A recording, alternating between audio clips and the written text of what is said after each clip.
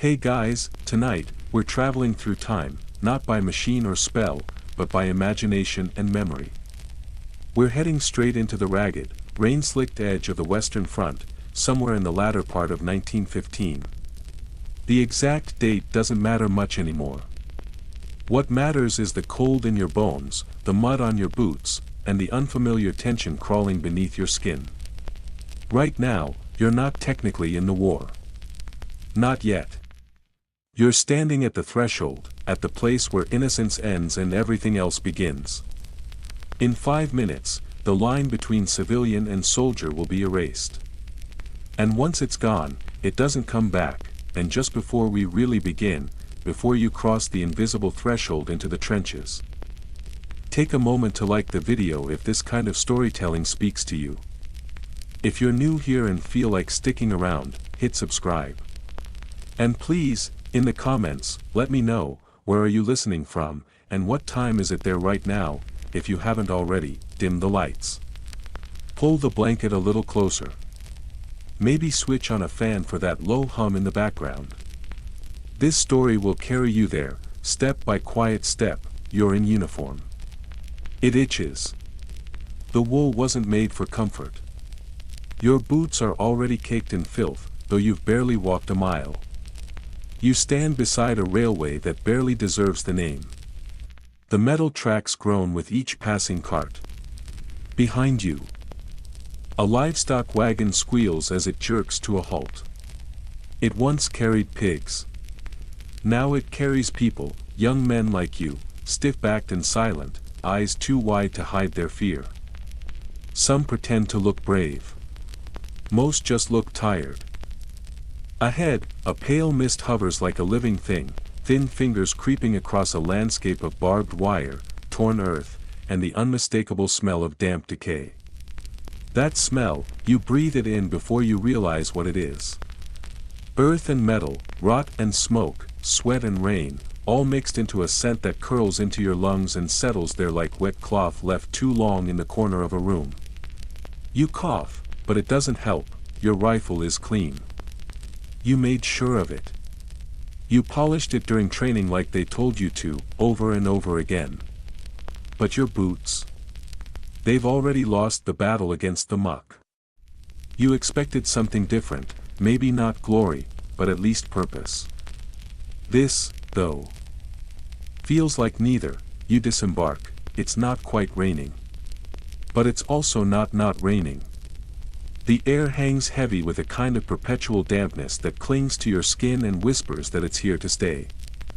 The sky has been washed in gray so thoroughly, it resembles old dishwater poured down a sink. Around you, a dozen other new arrivals stumble forward, clutching their packs and rifles like anchors in a storm. No one speaks above a murmur. And no one dares ask the question hanging in every breath: where exactly is the enemy? A sergeant appears without warning, barks a command so quickly and with such a thick accent that you barely catch a word of it. Something about gear. Something about moving. His face is stone. Then, without another word, he vanishes into the haze, like a figure from a half-remembered nightmare. You're herded into a slow-moving line. Single file. The trail you follow could be called a road, but only by someone with no better word for a path carved entirely out of soaked soil. The descent begins. The path slides more than it walks. You clutch your pack tighter, feet slipping. The packs are too heavy. They dig into your shoulders. The straps press into the bone. The smell gets worse. Smoke. Sewage. Old meat. Cold metal. Something sharp and chemical you can't name. And then something new. Something that makes your breath catch. You don't see the body until it's too late. It lies half buried in a shallow ditch beside the trail. Boots up, legs twisted at an impossible angle. Just enough visible to know it's a man. Or was. No one says a word. The veteran in front of you steps over it without a glance. You copy him, your stomach turning over on itself. 3 hours pass. They don't feel like hours. They feel like something longer. something without a name. Your legs ache, your back aches, your eyes ache. The only voices are behind you, two Scots arguing over the flavor of the local cheese. One says it tastes like old boots. The other swears it tastes more like socks. The conversation should be absurd. But for some reason, it's the only thing keeping you grounded. Eventually, without ceremony or announcement, you reach what looks like an overgrown ditch. It doesn't strike you as a trench at first. It could be anything. A drainage canal. A failed garden. But then your eyes adjust. You spot the patterns. The muddy wood slats used as flooring. The sandbags stacked into sagging walls. The rough ladders made from splintered boards. The faint scritch-scratch of rats. The quiet drone of tired men, speaking in low voices. You descend, your foot sinks the moment it touches down. The water inside the trench reaches above your ankle. It sloshes into your boots, and your socks, already wet, give up entirely. You feel your toes go numb. "Welcome bath," says a voice. You look over. A boy not much older than you grins at you with a crooked smile, his front tooth broken in half. One eyebrow is missing entirely. "They told me it'd be dry by July," he adds. He snorts. "It's November, by the way." You nod, unsure if he's joking. You don't ask his name. He doesn't ask yours. The trench smells like everything you hope to never know. Sweat and urine. Powder and rust. The iron tang of blood, both recent and old. Something else, too, like old fabric gone sour. You learn later it's the scent of rotting sandbags. You never forget it. A whistle pierces the air. You flinch, then relax. It's not the kind that means death. It's the tea cart. Someone's pushing it through the narrow passage, rattling along the boards, steam wafting from a dented kettle. Tea, in the middle of a war. The absurdity of it almost breaks you. You're assigned a space, not a bed. Not a bunk. Just a narrow slot between two planks where you can unroll your sleeping mat and hope not to drown. Above your head, someone's carved R.I.P. Percy into the wooden support. You read it once. Then look away. Your first night, you don't sleep, you lie on your side, boots still on. Every movement sends a cold wave of trench water rolling under your arms. Your breath fogs the air. Somewhere above, distant artillery rumbles like a restless god. You tell yourself you'll get used to it. A rat scuttles across your legs. You swear under your breath. The man next to you snores. At dawn, a noise jerks everyone awake. It isn't a bugle. It sounds more like someone kicked a kettle down a staircase made of tin. A soldier punches you in the shoulder, gently. "Breakfast," he says. "Breakfast is 2 biscuits and a scoop of jam." The jam is edible. The biscuits feel like bricks. You chew carefully. Someone behind you has already cracked a molar. You silently vow to chew with your back teeth. Later that morning, you meet the latrine. You prefer not to. A single plank laid across a pit. That's all it is. No walls. No privacy. Just open air and judgment. Some trenches have what the men jokingly call thunderboxes. A crate with a hole in it. It sounds better than it is. One man says in a letter that he misses his wife, but not as much as he misses a flushing toilet. You understand now. Around midday, the captain arrives. His uniform is cleaner than yours. His gloves look new. His face, though, tells another story. It's the face of a man who once believed in speeches and medals. He gives a short talk about vigilance and duty. No one listens. A pigeon flutters down beside him and pecks at a leftover biscuit. "Oi, that's mine." Someone shouts, "You're ordered to perform stand-to." It happens twice a day, sunrise and sunset. Every soldier must prepare for attack, rifle ready, eyes forward. You stand, shoulders tense, rifle aimed at the fog. Your fingers tremble. Not from fear, you tell yourself. From cold, a man beside you murmurs, they don't usually hit the new lads. First shells always for the cook. You try to laugh. He doesn't smile. By the third night, you notice something strange, the trench feels smaller. Not physically, but in your mind. Your thoughts shrink to fit the space. A duckboard becomes your bed. A puddle becomes part of your routine. The groan of rats becomes background noise. The distant boom of artillery fades into rhythm. Like a song with no melody. Historians argue over the trench system. Was it brilliant defense or catastrophic stalling?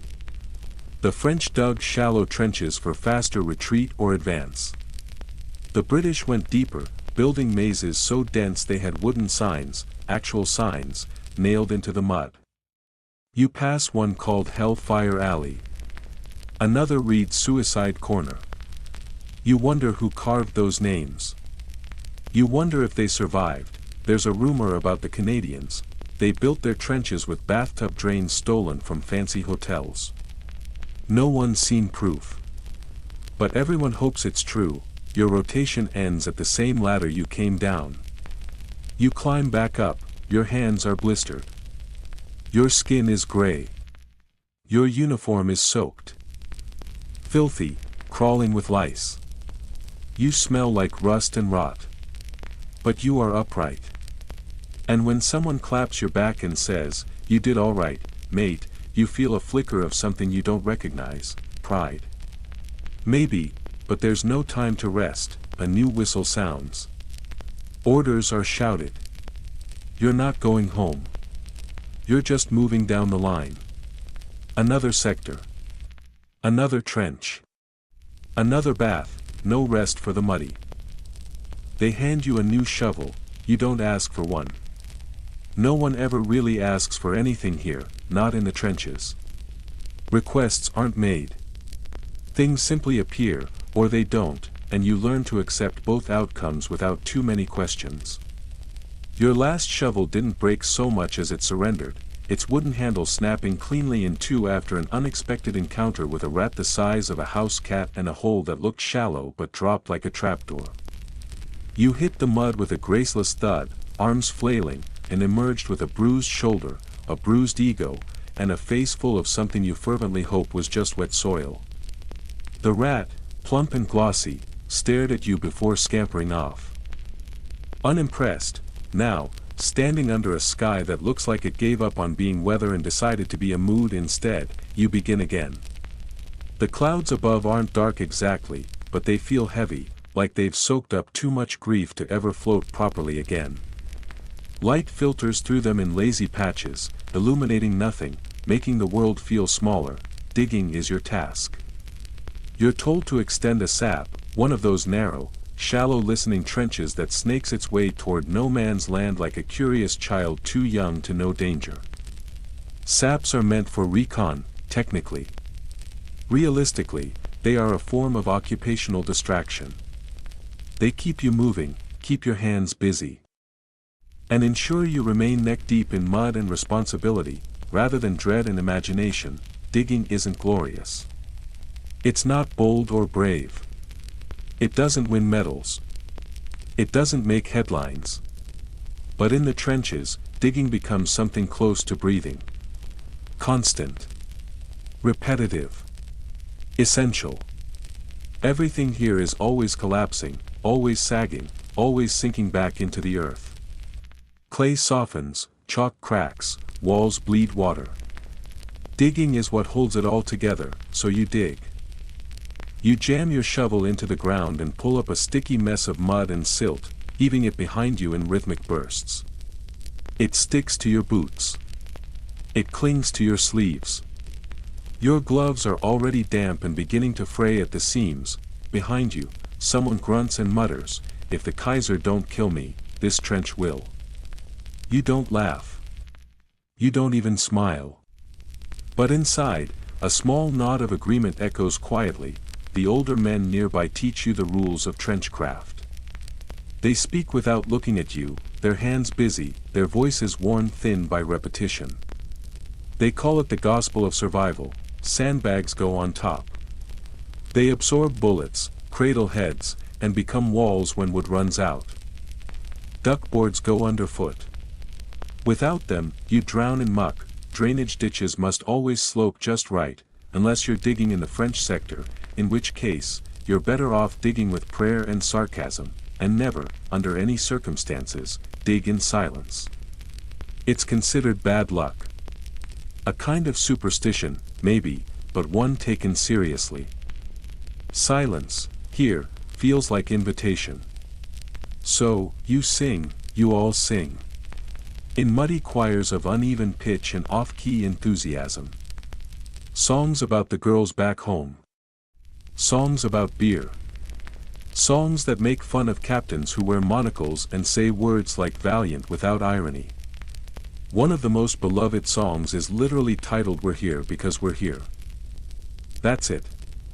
That's the chorus.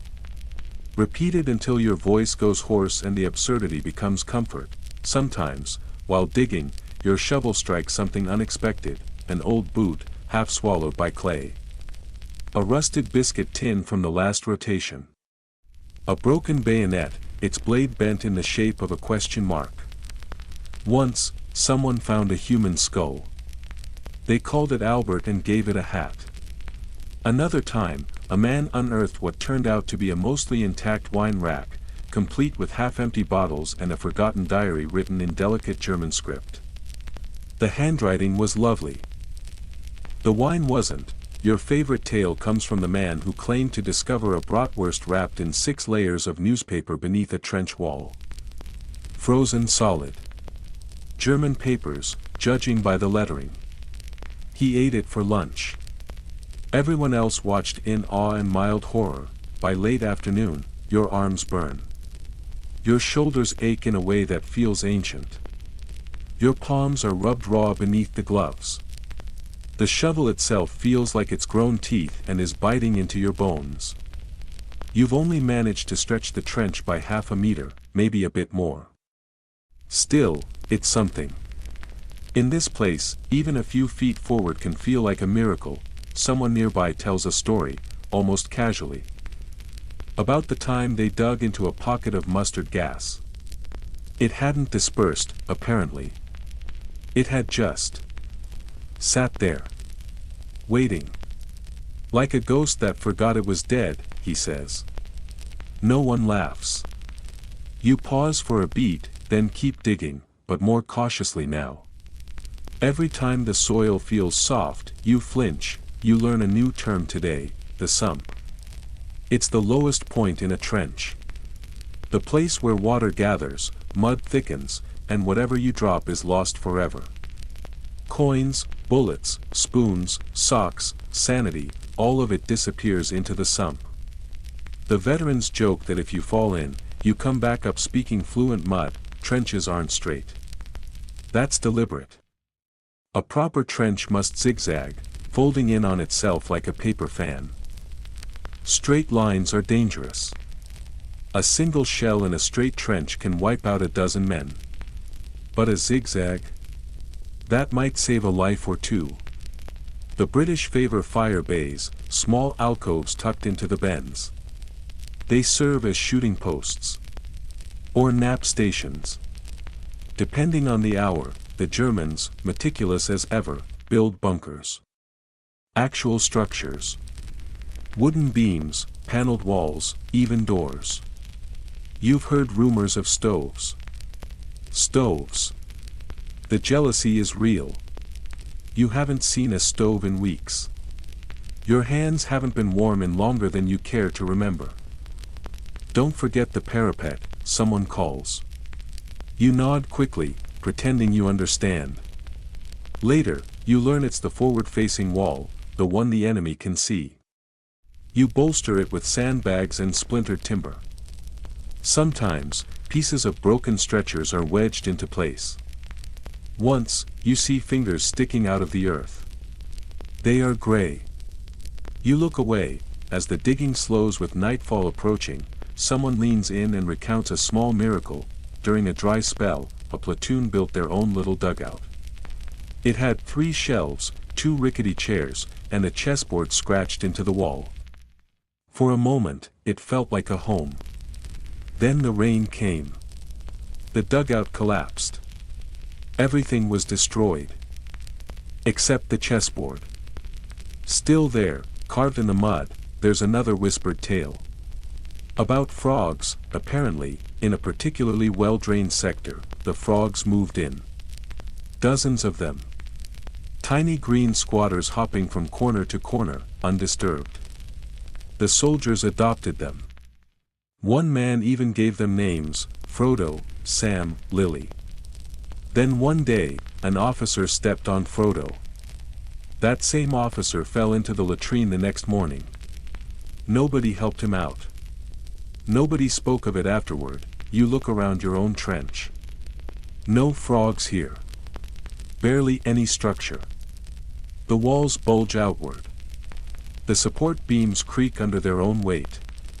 A soldier sneezes, and a chunk of ceiling mud falls like it's been waiting for the cue. Natural air conditioning, he says with a grin. As evening sets in, the sky darkens to a bruised purple, and you are ordered to build a revetment. A word that sounds like engineering, but really just means make the trench fall down slower. You jam timber frames into the walls and stuff them with mud. It's like trying to dam a river with a loaf of bread. A corporal passes by. His uniform is a patchwork of stains. He claps your back with a muddy hand and says, "Good lad. Might make it to winter." He doesn't say which one. You don't ask. Later, as you sit against the trench wall, you're handed a dented tin mug of something claiming to be tea. It smells like overcooked wood and tastes worse. You drink it anyway. Warm liquid, no matter the flavor, still means something. You stare at your creation, a sagging, tilted trench extension that looks like it was drawn by a tired child. It probably won't last. But you built it. And that counts. Far in the distance, an artillery shell thuds against the earth. A low rumble. Your shoulders tense. But nothing follows. No alarm. No orders. Just the usual quiet. You wipe your face with a rag that used to be a sleeve. Your skin is slick with sweat, grime, and a little bit of blood from a cut you don't remember getting. Your fingers look like raisins. Your boots make squelching noises when you move. A rat peeks into your pocket and scurries off with a crumb. You let it go. That was probably its third dinner. There's still debate among historians about the trenches. Some believe that the relentless focus on trench building only dragged the war out longer. That all the digging, all the effort, made forward movement impossible. Others argue it was the only reason anyone survived at all. Whatever the truth, the trenches remain what they were in the moment, raw declarations of stubbornness, of fear, of the simple human need to do something, anything, even if that something was just carving into the earth that would one day become your grave. Before sleep, you take a rusty nail and scratch your name into a plank. Just your first name. Nothing grand. Just a mark. Maybe the wood will remember. Maybe the termites will. But it's something. And tonight, that's enough. You wake with a start, half expecting to still be dreaming. But the chill soaking through your uniform tells you otherwise. Your foot has somehow settled overnight into a puddle that now feels like a second boot. Cold water seeps through the wool and clings to your toes like ice. On your chest, perched with an uncanny sense of ownership, sits a frog. It stares at you as if you've disturbed its morning, not the other way around, as if you were trespassing on its turf. Your entire left side is soaked. The hip joint on that side feels like it has fused permanently to the duckboard beneath you, locked into the wood by pressure, sweat, and time. When you try to move, something in your spine pops. Your right eye twitches once, then again. You suspect it's from the parade of trench lice that now consider your shirt collar their kingdom. The twitch has been growing steadily worse with each day, like a metronome counting down toward something you'd rather not meet. Welcome to another day in the trench. Not that it's morning, exactly. Not in the way mornings used to feel. The sky has not changed color. There is no sunrise, just a slight easing of the black into something more like charcoal. You call that daylight now. It's not bright. It's just less dark. You sit up with a groan that seems to come from your bones more than your throat. Everything hurts. Your back, your jaw, your wrists. Everything smells like yesterday, not yesterday's food, not yesterday's sweat, but the very essence of the day itself. The trench holds on to time like it's fermenting it. You inhale rotting sandbags, the sourness of damp wool, the ghost of cigarette smoke, the ever-present boiled meat stench, and something vaguely chemical. Some say it's kerosene. No one knows where it comes from. The smell isn't just around you. It's in you. It clings to your teeth, your tongue, the backs of your eyes. Breakfast, when it arrives, is a gamble. If you're lucky, it includes bread that's more stale than hard. If you're very lucky, you get a chunk of bully beef, something between salted meat and gelatin. Most men eat it with a grimace and a shrug. It doesn't taste like food. It tastes like a bet someone lost. And then there's tea. If the universe is feeling generous, someone's boiled the water first. The tea leaves, usually reused and tied to a bit of string, dangle in the pot like a shriveled charm warding off despair. Today, the trench is silent. That's good. No shelling. No rifle fire. But that kind of quiet is never reassuring. Veterans start getting tense when it's quiet. They shift more. Scratch their necks, mutter to themselves. One of them, a gaunt man with a missing ear and a layer of ash on his shoulders that never seems to go away, leans toward you. His voice is dry and scratchy, like it's passed through too much smoke. This silence, he mutters. It's the kind before the cough. You blink. He sees your confusion and elaborates, almost proudly, the trench cough. You're about to respond when you hear it. Not close, but not far. A deep, guttural hack, bubbling with phlegm and fatigue.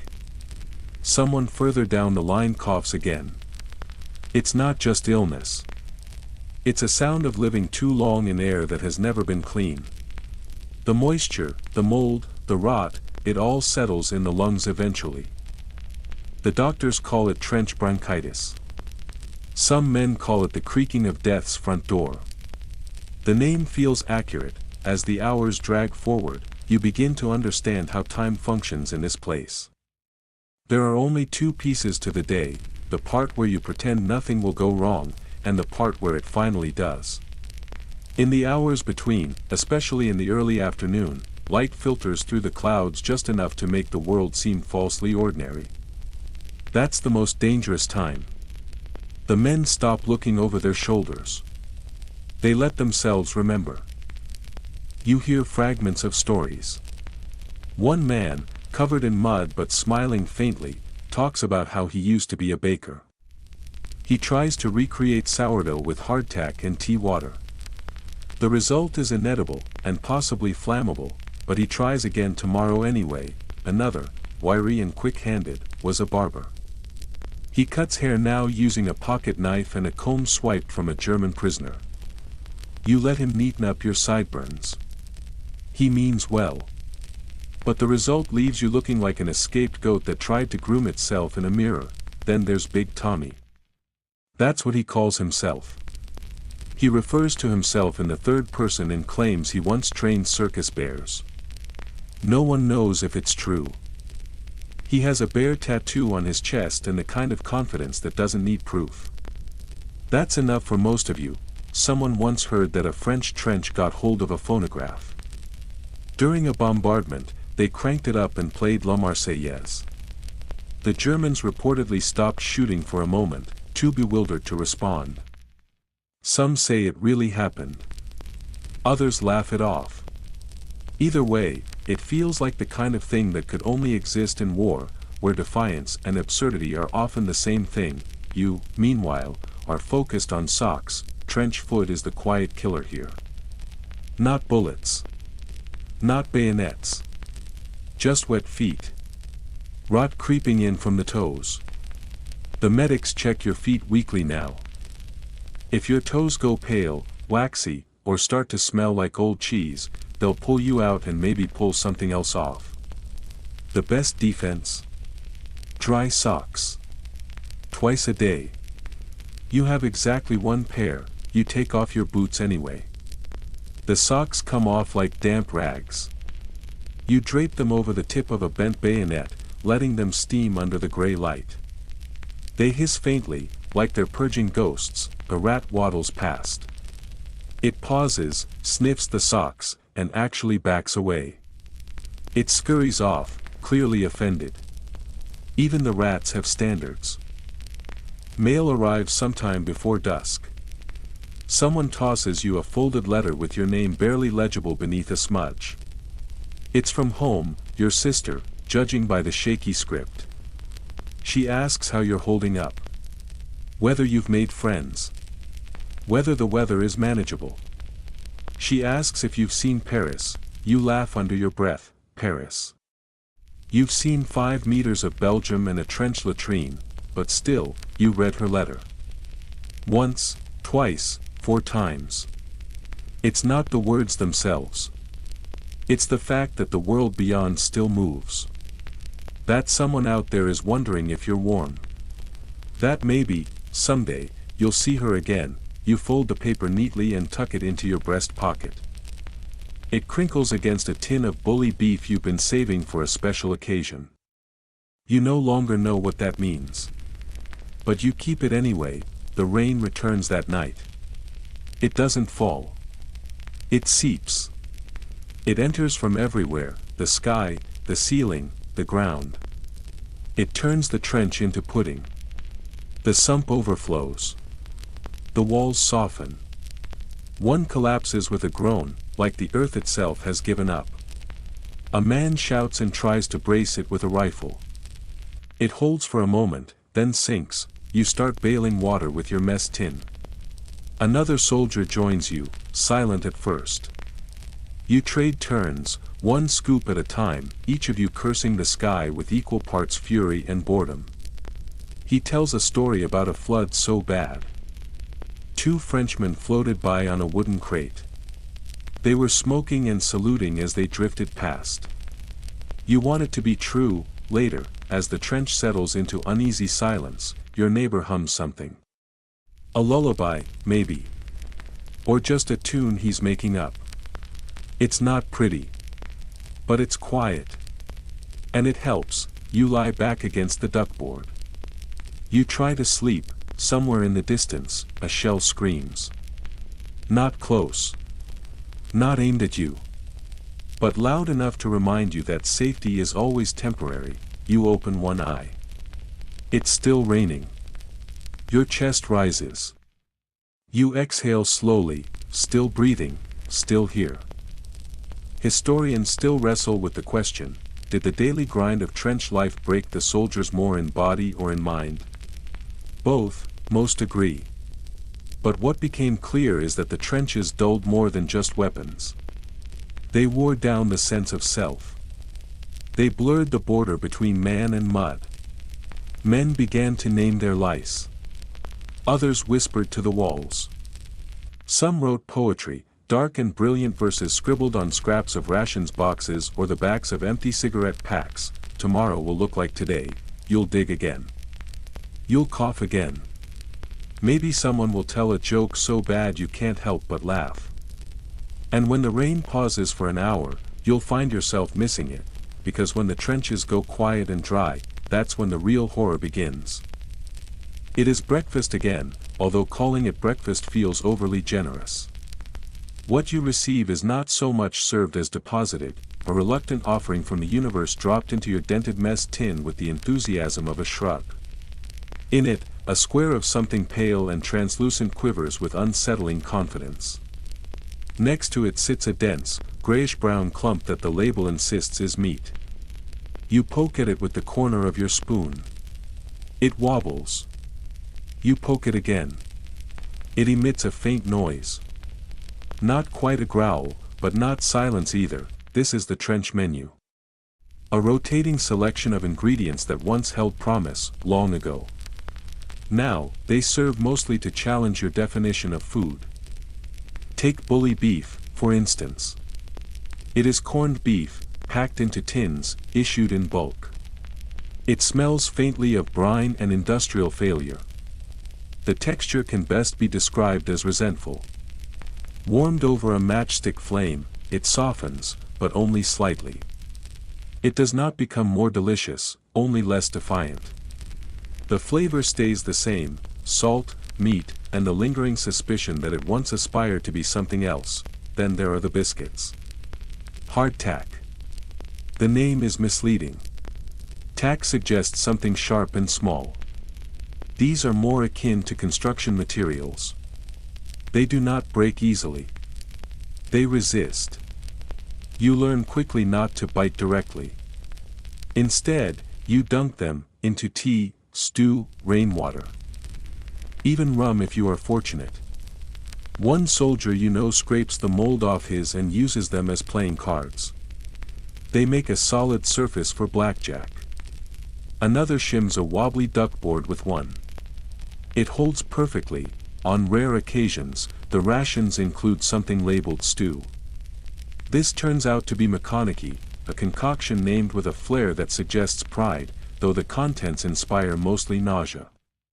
Inside the tin, you find limp carrots, half-melted turnips, suspicious beans, and hunks of meat that drift through a gray-brown gravy like tired swimmers. Heated, it is tolerable. Eaten cold, it becomes a crisis of faith. More than one man has stared into a tin of McConaughey and questioned not just the war, but the concept of civilization. The tea, surprisingly, is reliable. Thin, black, and brewed to the strength of regret, it appears in nearly every meal. On good days, someone manages to scrounge condensed milk. On very good days, it is the sweetened kind. When that happens, you can feel morale rise like steam. For a few brief hours, the trench feels almost human. Sugar is mythical, a reward dangled by letters from home. Most men settle for dreams. There is a cook, of sorts. O'Connor. He claims he was a chef in London, though no one has confirmed this. His approach to trench cuisine is part survival, part madness. He seasons everything with whatever is available: wild herbs, crushed crackers, the occasional sprinkle of cigarette ash. Once, accidentally, someone's chewing tobacco made it into the stew. No one noticed right away. He calls it trench fusion. You call it creative coping. One evening, a man from Liverpool roasted a rat, not jokingly. Not in desperation. As an experiment. He swears the key is to sing to it while it cooks. Something about soothing the flavor. No one knows if he's being serious. He doesn't either. Every so often, luck intervenes.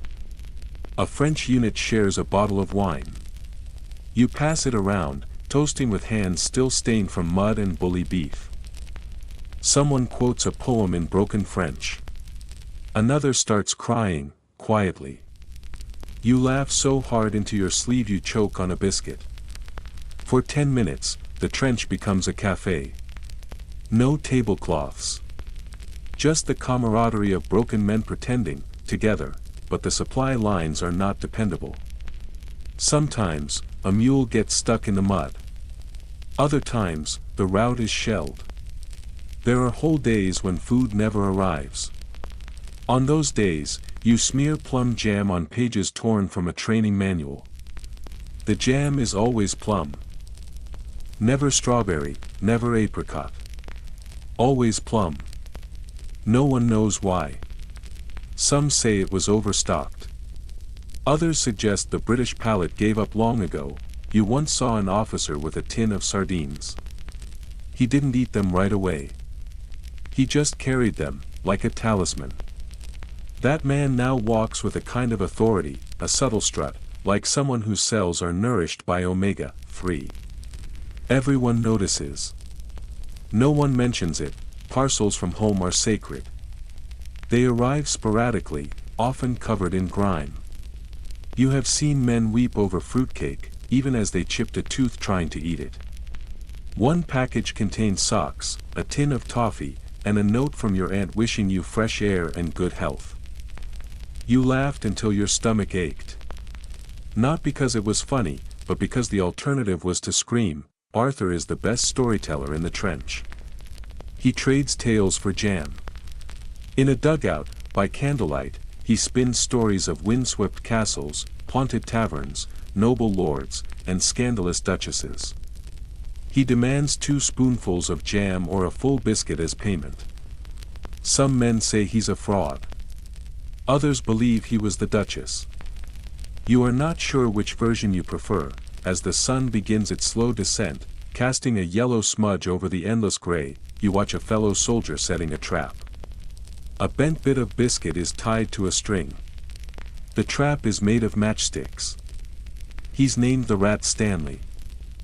The rat has not yet appeared. The name, however, is firm. Back in your dugout, you curl around your tin of unnamed rations, holding it like a hot water bottle from a past life. You whisper, half in prayer, half in jest, for something green tomorrow. Not lettuce, not beans. You would settle for mold at this point. Any color other than gray or brown. You fall asleep with the taste of weak tea still lingering on your tongue. Somewhere in your memory, the crust of real bread surfaces. Crusty.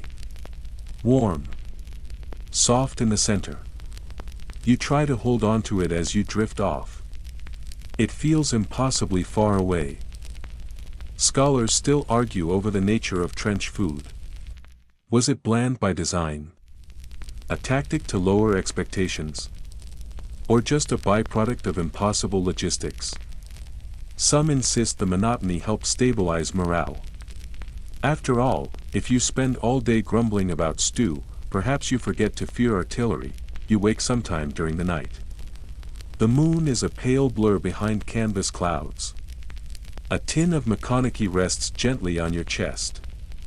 You do not remember putting it there. Across from you, Stanley the rat is grooming himself like royalty. You stare at him. He stares back. No one moves. It is, for the moment, peace. You wake before the sun. Not because you've had enough rest, but because something deep within your body, some ancient, unteachable instinct, has learned to wake early when misery is near. Your eyes open to a strange kind of stillness. The trench is silent. Not the usual quiet, but a deeper one, unsettling in its absence of noise. The frogs are silent. The scattered coughs have stopped. Even the occasional distant echo of artillery has faded. It is as if the earth itself has paused. As if something unseen is watching, holding its breath. You sit up slowly, careful not to jolt anything that might break. Your joints resist. Your knees ache with the dull throb of old age, despite your youth. Your left ankle crackles as it bends, a sound that belongs more to a tree in winter than to a living limb. You blink into the dimness. The light hasn't changed, but the air feels different, thicker, heavier, like it's been poured in. Something is wrong. You can't say what. You just feel it. Someone shouts for full kit. No explanation. Just the order. You move without hesitation. In the trench, obedience is a kind of survival. Questions are dangerous luxuries. You reach for your gear with hands that should be used to this by now, but still fumble. Your fingers are clumsy. Buttons fight you.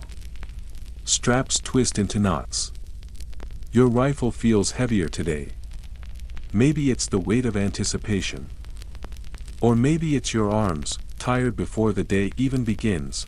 Then, without fanfare or warning, the first shell lands, not near. But close enough. The sound is not like thunder. It's sharper. Hungrier. It tears through the air and punches into your chest, a force that steals breath and bends knees. You duck instinctively, your entire body curling into itself as the sound rolls past you. The blast isn't even visible, but you feel it. It slams into your ribs like a door flung open at midnight. A second shell follows. Closer. Louder. It makes the ground tremble. You glance around. Some of the men are staring at the sky like they can trace the arc of the shells through mud and cloud. Others crouch low, lips moving in prayers, curses, or nonsense. One man repeats the Lord's Prayer under his breath. Another whispers the name of his childhood dog, as if calling him home. Then the silence returns, but this time, it is worse than the noise. Your grip tightens around your rifle. Your fingers lock so hard around the wood that your knuckles scream. The silence stretches too long. It wraps around your neck like a wire. You start to think maybe it's over. Maybe someone made a mistake. Maybe there was no real attack. Then the third shell lands. Close. Too close, it detonates just behind you. The trench shakes like a building in an earthquake. Walls shudder. The air turns solid with pressure. Dirt rains down in chunks. It gets into your mouth, into your ears. You taste iron. You feel grit between your teeth. Somewhere to your left, a man screams. Not in agony, but in disbelief. It is a sound like paper tearing underwater. Sharp, wet, and too human, the silence breaks. And with it, everything else. What follows isn't just bombardment. It is fury. It is chaos uncoiled. Shells whistle as they streak through the sky. Some explode far away. Others erupt nearby, sending fire and earth skyward in geysers of screaming shrapnel. The sky becomes smoke. The air becomes needles. You lose all sense of sound. Your ears ring with a steady, internal howl that drowns out the world. You press yourself against the trench wall, willing yourself smaller. You want to vanish into the clay. A man next to you is sobbing openly. Another is laughing in jagged bursts. You don't know which one you are. You're not sure if you're breathing. You might be crying. You might not be breathing at all. This is what they call shell shock. Not the word printed in medical journals. Not the diagnosis discussed in sanitized reports. But the thing itself. The invisible beast that climbs into your brain and starts rearranging everything. It moves furniture. Changes the walls. Paints over memories in gray. Time slows. Or maybe it stretches.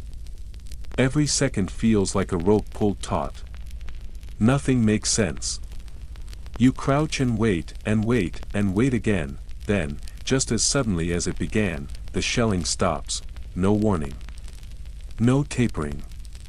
It ends as if someone turned off the sky. The silence returns, thick and ghostly. You blink and try to hear your own breath. The air is full of floating ash and dust. The trench has buckled in places. One wall has fallen inward. A supply crate is on fire. You stare at it, unsure how to react. Your mouth tastes like blood, but when you check, it's not yours. Or maybe it is. You don't care enough to find out. You take inventory. You are alive. That man across from you is not. He looks untouched.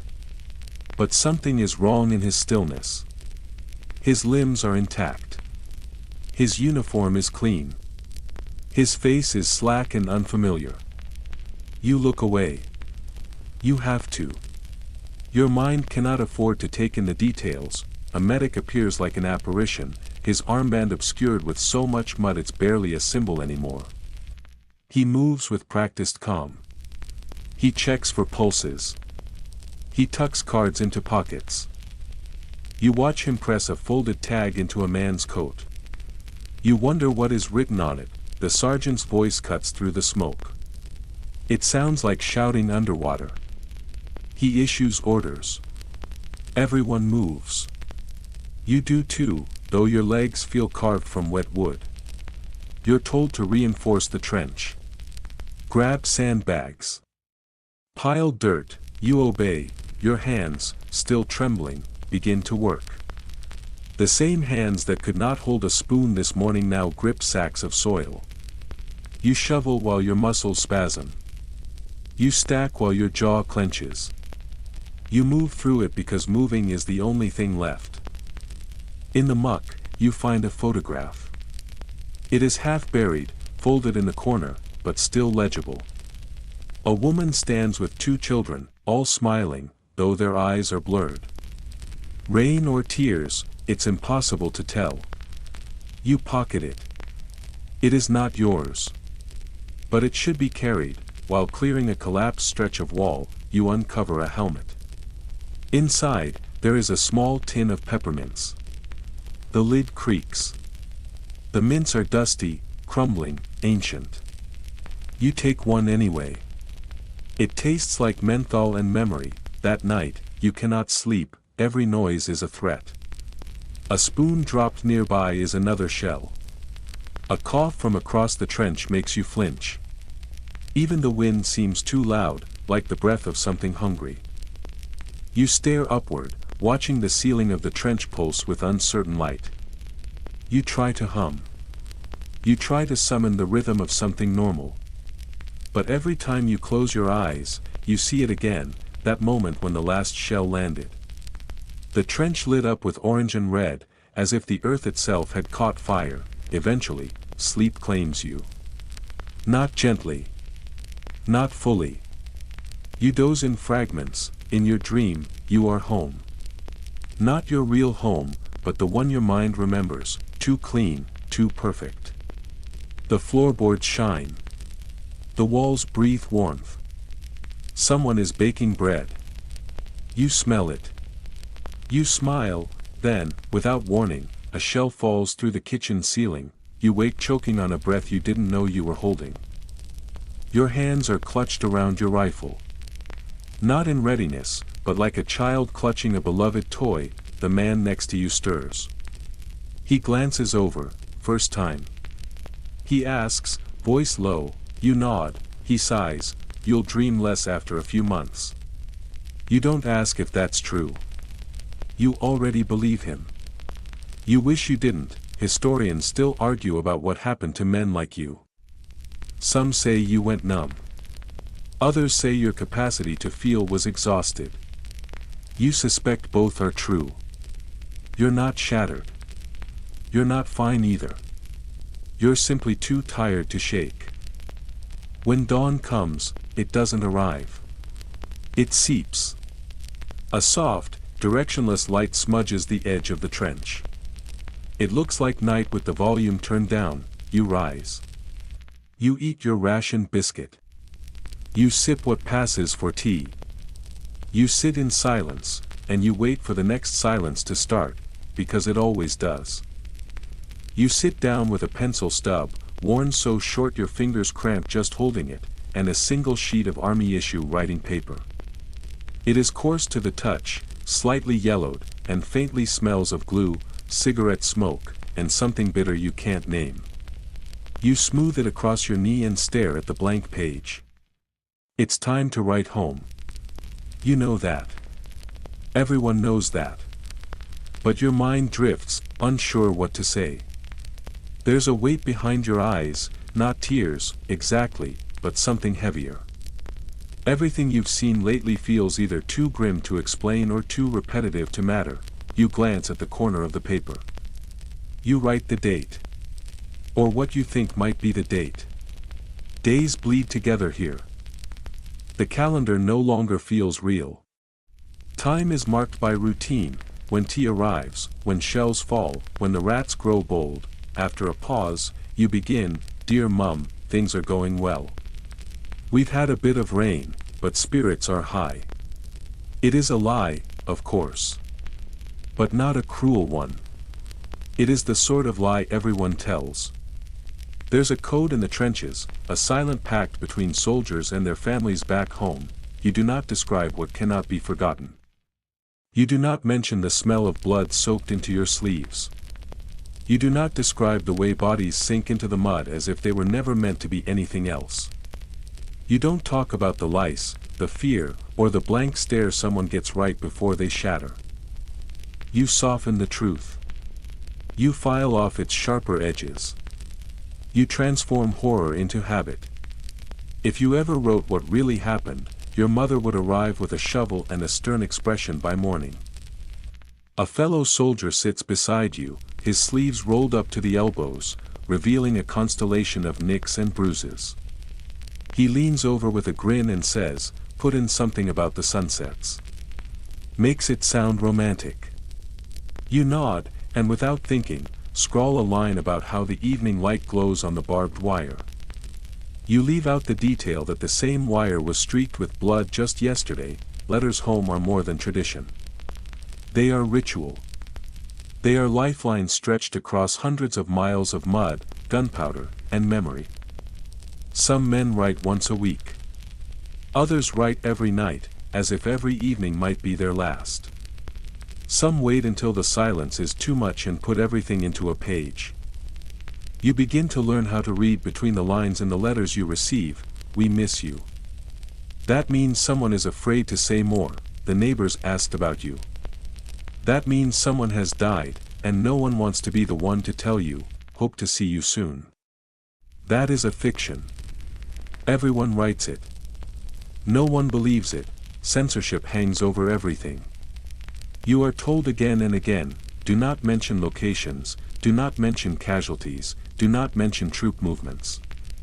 Violations are blacked out or thrown away. Some men write in code, slipping secrets between metaphors. Others invent entire systems with their families. One soldier claims he uses gardening terms. When he writes, "The tulips are struggling this season," it means the Germans shelled their trench again. No one knows if his mother understands. But he keeps writing it anyway. Later that week, you receive a parcel. It arrives wrapped in brown paper tied with twine, corners battered and edges soft from the journey. The label is smudged, the handwriting faint. But it's yours. Inside, a new pair of socks, already carrying the scent of home, a dense fruitcake wrapped in wax paper, and a folded letter from your sister, decorated with uneven flowers drawn in blue crayon. You open the paper carefully, holding it with both hands like a fragile relic. The smell of cinnamon rises, gentle and warm, and for a moment, you are elsewhere. You don't eat the cake. Not yet. You hold it in your hands, press it to your nose, breathe it in like a memory made edible. It smells like the kitchen table. Like late autumn. Like things that mattered before all of this. That evening, you volunteer for messenger duty. The officers are surprised. It's quiet out, and the note is simple, just a folded message that needs to reach a unit 2 trenches down. But you accept. You're not looking for danger. You just want to walk. To stretch your legs. To escape the scent of McConaughey for a little while. You climb out, careful and low, and make your way through a communication trench. The night is lightless. No moon. Only the distant flicker of a fire from earlier shelling. It casts an orange shimmer against the broken landscape. You step over a shattered crate. You duck under a strand of wire. You whisper your password to a sentry whose eyes are barely open. He nods without speaking. By the time you return, something has shifted, not in the layout of the trench, but in its atmosphere. The air feels tighter, more strained. The men's faces are longer, their movements slower. No one says anything. Then you see it. A letter sits on the sandbags. Unopened. Returned.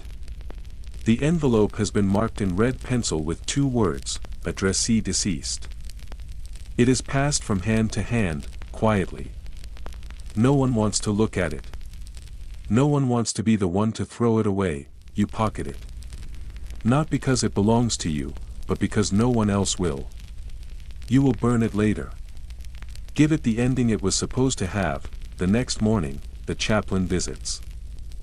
He arrives with a quiet step and a bag full of letters. His uniform is clean, but his face is not. His eyes are tired, deeply so. He carries a small Bible tucked into his coat. He hands out the mail slowly, reverently, as if each envelope contains a sacrament. He offers to help anyone write a letter home. Few take him up on the offer. No one feels ready to write what they truly mean. Not yet. Later, someone organizes a reading circle, not for the words. No one reads their full letters. That would be too personal. Too exposed. But a few lines, here and there, are shared aloud. It's less about the story and more about the rhythm of the voice. A kind of communal exhale. One man, weathered and quiet, reads a letter from his daughter. She is 7, Dear Daddy, I saw a caterpillar today and named it Buttons. I think it misses you. No one says anything after that. The silence spreads like fog. Even the rats seem to pause. You remember something someone once said. A rumor, maybe. That during the psalm, soldiers would tuck their last letters into their breast pockets before a big push. Just in case. That way, if they fell, someone would find it. Some say the Germans did the same. Some historians argue it wasn't common. Others insist it was more widespread than anyone realized. You don't know what's true, but you keep your sister's letter with you. It's folded and refolded so many times the creases have worn through. The ink has blurred into a soft blue haze. Most of the words are unreadable now. But it doesn't matter. You remember every single one, that night, long after the trench has settled into its usual uneasy quiet. You write again. But not to your mother. This time, you write to yourself. You keep it short. A few quiet sentences on a page still stained with dirt from your fingers. I'm still here. I still remember the sound of rain on a proper roof. I still think of toast. It's not a letter, exactly. It's not a report or a confession. It's a tether. A thread tied back to something that once felt real. It's not much, but it is enough. You wake to the unmistakable sound of a grown man swearing at his boot. Not because it's torn, or missing, or inexplicably on fire, but because it's once again full of water. It gurgles slightly as he shakes it, like a small pond in canvas form. The swearing continues, creative and escalating, as he turns it upside down and slaps it against the duckboard. It rained all night. Again, you sit up slowly. Your knees protest with stiffness, your spine cracks like an old wooden hinge. It feels as though your joints have rusted in place. Your uniform clings in all the wrong places. The sleeves are crusted with dried mud. Your back is damp. Your collar is soaked. Somehow, your armpits feel both clammy and cold. You didn't know that was possible until now. Your blanket, if it can still be called that, smells like mildew and something more abstract. Regret, perhaps. Here, the weather doesn't simply exist. It looms. It watches. It participates. The rain is not passive. It is persistent and mean-spirited. It doesn't fall. It seeps. It finds seams, sneaks through layers, seeps into boots, slides under flaps, and drips from places that once looked secure. Someone once muttered that the rain started falling when the Romans marched through and never stopped. You don't think they were joking. This morning, as you slog through the muck, bits of trench gossip drift through the air like the haze of cigarette smoke. Apparently, 2 poor souls in C Company woke up to frogs nesting in their boots. One of them kept the frog and named it Lieutenant. A third man claims he discovered a fish swimming in his helmet. No one knows whether to believe him. He swears it blinked at him. You trudge to the latrine and back. It is not far, but it feels like a pilgrimage. Your socks squelch with each step, wet wool grinding against your feet. That sound, that slow, miserable squish, is beginning to wear on your sanity more than the shelling ever has. It follows you like a second heartbeat. At breakfast, someone calls out the magic words, "Rum up." And everything changes, the rum ration. Officially, 1 ounce per day. Realistically, a few mouthfuls of liquid fire disguised as morale. It is warm, sharp, and tastes as if it were brewed in a boot that once held gun oil. But it's still sacred. When the corporal bellows the call, every man lines up with the reverence of a congregation awaiting communion. You hold out your tin cup. The pour is slow. Ritualistic. The liquid gleams in the gray light. You sip. It burns its way down your throat, and for a brief, wonderful moment, you feel something close to human again. The blisters on your heel, the ache in your shoulders, the gnawing presence of lice in your collar. All of it blurs for the space of a breath. There are traditions surrounding the rum. Unwritten, unspoken, but followed nonetheless. Some refuse to drink before first light. Others abstain if they've seen a rat that morning. One man from Yorkshire insists on toasting Harold with every sip. No one has met Harold. No one knows if he ever existed. But Harold is toasted all the same. He's probably had more tributes than most officers. After breakfast, the usual rumors return, dragging behind them their cloak of dread. You know the one they're talking about, a story, whispered for weeks now, about the Germans tunneling underneath a British trench and packing it with explosives. The blast reportedly sent the entire section skyward. Men, crates, and sandbags vanishing into the fog. Now, every small sound beneath the duckboard sets hearts racing. Men say they hear digging. Not the familiar scuffle of boots or the rustle of rats, but soft, steady scraping. Not from your side. Not from above. From below.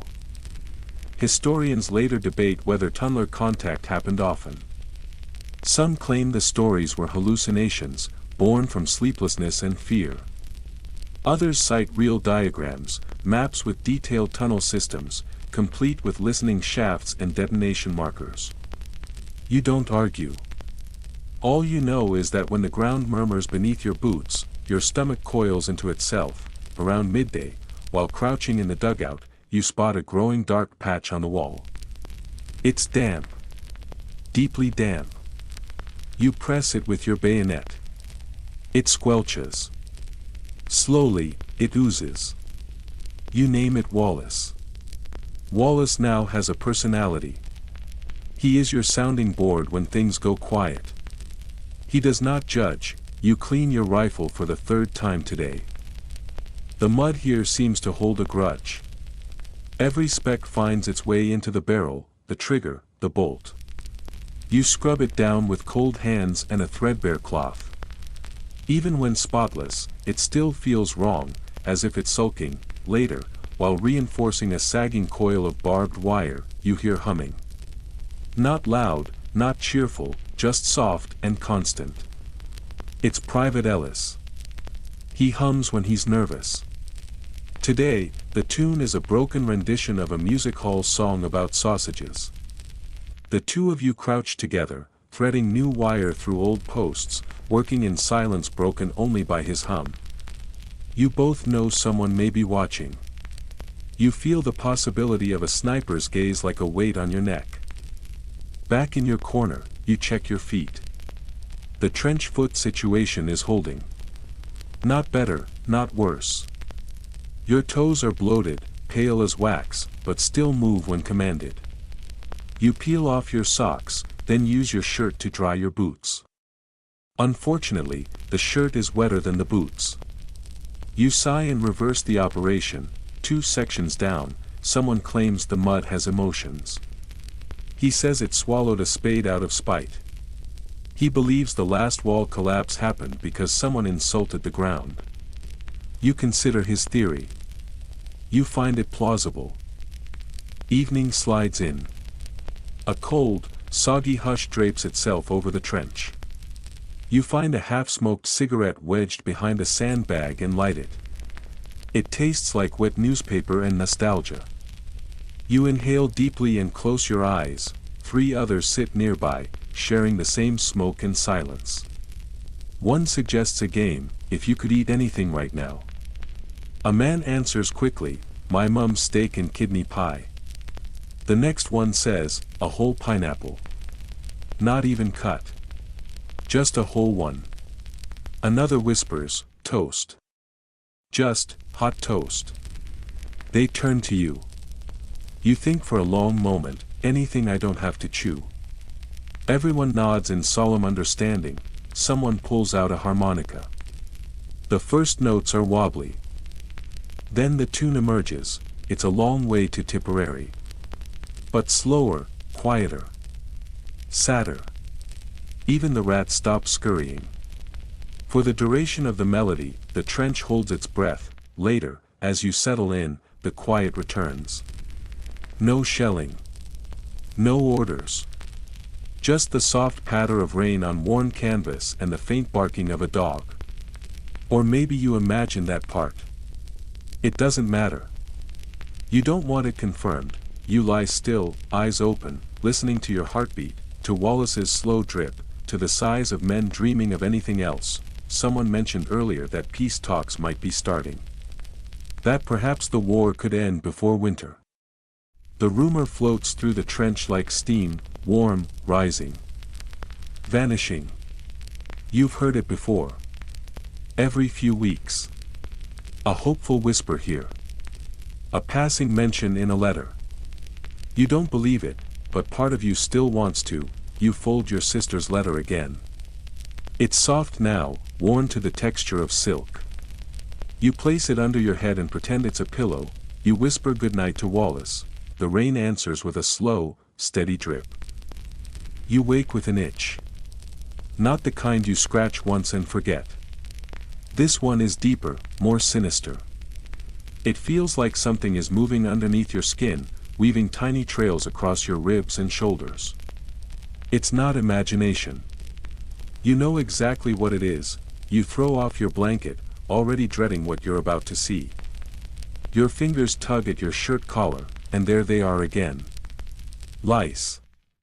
Dozens of them. Pale little specks racing along the seams like punctuation marks written by a madman. You flick one away, but 3 more scuttle out from beneath a button. They always come back. They never leave. You have long since stopped keeping track of how many times you've deloused your uniform. It has become a grim routine. Boil if you can. Freeze if you're lucky. Rub with soap or kerosene. Burn, if you're truly out of options. Your skin is a battlefield, one where victory is temporary and the enemy reproduces quickly. Just when the itching fades and the rashes begin to heal, the little invaders return, bolder than before. Corporal Mendez, your dugout neighbor, swears by kerosene. Just a dab on the collar, he says, while applying it so liberally he smells like a lantern factory. He hasn't gone up in flames yet, but most of you expect it's just a matter of time. Others try wax.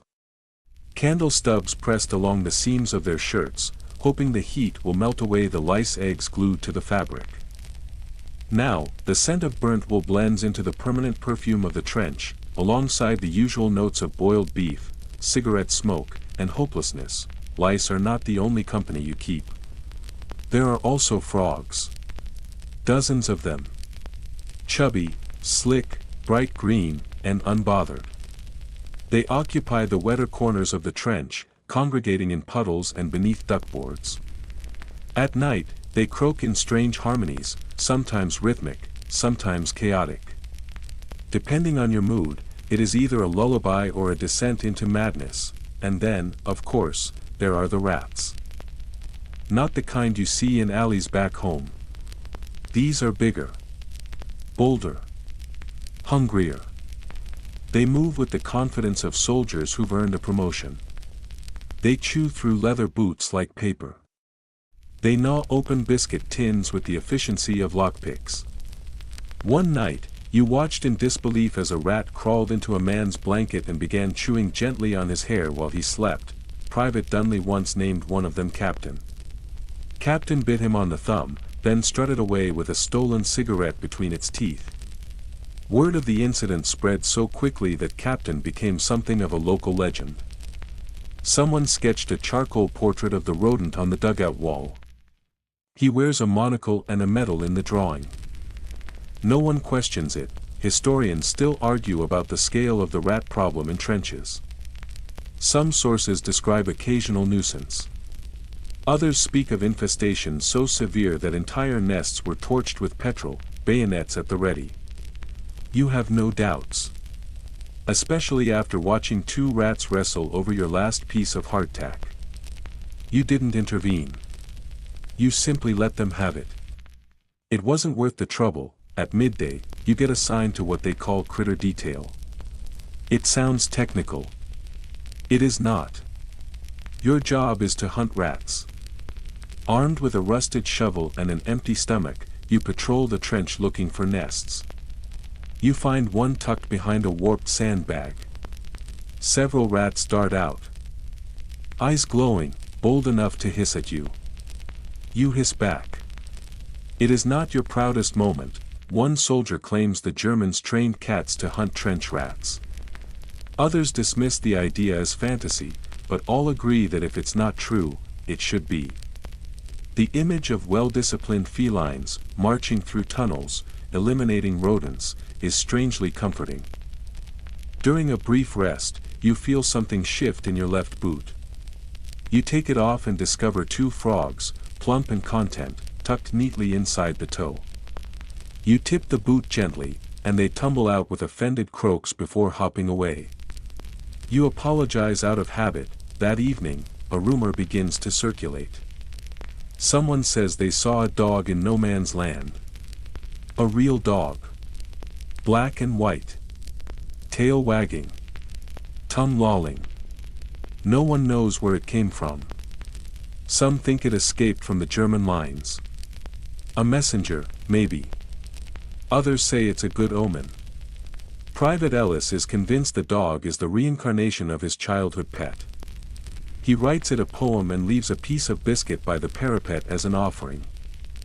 Before bed, you prepare for battle, not against shells or bullets, but against the itch. You tuck your trousers into your socks. Standard procedure. You shake your blanket 3 times. You inspect your shirt seams, then tuck the hem into your waistband like it's chainmail. You know it won't work. But the act of trying feels necessary. It's the illusion of control in a world where very little is up to you. Someone has found a deck of cards. The corners are bent and the face of the Queen of Spades is missing, but it's enough. You join a game of poker. The stakes are high. Cigarette butts. Spare buttons. A chunk of soap. You win a tiny square of chocolate. You trade it immediately for a dry pair of socks. Everyone nods in approval. That was a good deal. One soldier tells a story. A man once shaved every inch of his body to escape the lice. It worked, for about a week. Then he caught pneumonia and nearly died. You're not sure whether to laugh or wince. Historians still debate whether the extreme hygiene efforts helped at all. There were communal delousing stations, steam baths, chemical sprays with ingredients no one could pronounce. You've seen a man rub gun oil behind his ears like cologne. You've seen worse. You crawl into your blanket and feel the itch return. You scratch your shoulder. Then your thigh. Then your back. It spreads. You scratch again. You sigh. You scratch some more. Eventually, you give up. Later, you drift into uneasy sleep. In the dream, you are home. Not trench home, but the real one. Clean and dry, lying on a bed with crisp sheets. There is no noise. No mud. No crawling. A cat purrs softly on your chest, warm and comforting. You pet it gently. You wake with a start. it is not a cat, it is a rat, and it has stolen your last cigarette. You are told at dawn. The words arrive quietly, passed from one soldier to the next with the kind of caution usually reserved for confessions or prayers. They do not come with a shout or a command. They are whispered just above the bubbling hiss of the morning teapot, rising like mist from the surface of the trench. Tonight, you're going over the top. The phrase lands with sudden and complete weight. It strikes something deep in your gut, pulling your insides taut like ropes in a storm. You stay still. You nod automatically, because nodding is what a soldier does. But inside, everything begins to fold inward. Your lungs grow small. Your heart pulses harder. Your ribcage tightens like a drum. Your hands twitch, jolted by an energy you cannot contain or understand. In your head, a small voice, the voice of some past version of yourself, begins scrambling for excuses. It flips through every page of desperation. A twisted ankle. An unexpected fever. Sudden blindness. Some affliction that will spare you from climbing that ladder. You imagine raising your hand and calmly explaining that you simply cannot participate. That your time has run out. That this is not for you. But the idea dies before it finishes forming. You know there is no room for refusal here. Over the top is not some dramatic flourish. It is not a figure of speech. It is real. You will leave this trench. You will climb out of the only cover you have. You will stand beneath the open sky, where death waits in bullets and wire. You will cross no man's land, a place where earth itself seems wounded, and you will walk straight into the mouth of the enemy. The drills you once endured feel like fiction now. The marching, the formations, the shouting of instructors who seemed too loud at the time, all of it floats in the back of your mind like a faded photograph. You remember standing in a polished uniform on dry training fields, rifle in hand, posture firm. You remember thinking you understood the stakes. That memory now seems naive, almost insulting. As the morning moves on, something changes in the trench. The air thickens. The silence between spoken words stretches longer. The space between each heartbeat seems to grow. No one speaks above a murmur anymore, as if the dirt itself is listening. The men respond in their own ways. One kneels at the foot of his bunk and begins to shine his boots until they glint like polished stone. Another sharpens his bayonet with quiet precision, dragging it again and again across the edge of a flat stone that he must have carried for weeks just for this task. Another undoes the buttons of his tunic and rebuttons them in perfect order, then repeats the process until he forgets why he started. Everyone finds something to do with their hands. The idea of being idle feels unbearable. You eat more than usual. Not because hunger gnaws at you.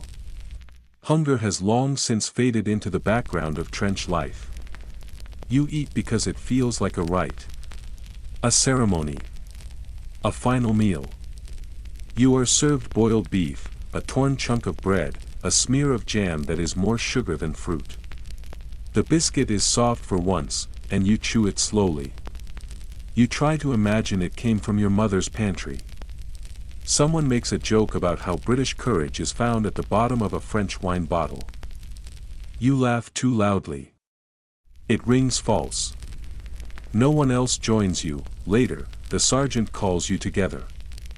He does not raise his voice. He speaks like a man reading a list of instructions.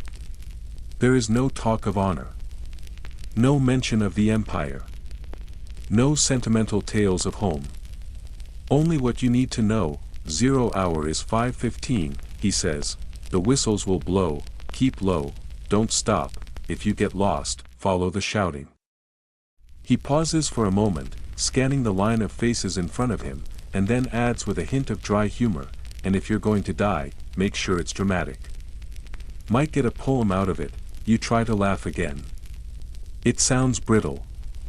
Hollow. No one else even smiles. Afternoon arrives and drags its feet like a prisoner on the gallows. You clean your rifle 3 times. You take everything out of your satchel and put it back in, just to be sure it's there. You count your bullets. Then count them again. You retie your bootlaces again and again. The left one never feels tight enough. You speak softly to the damp blister of water on the dugout wall that you named Wallace, hoping he will speak back this time. He does not. The sun begins to fall. The clouds shift into streaks of orange and fading gold. The rats, ever present, disappear into their holes. The frogs go quiet. Even the wind seems to settle into silence.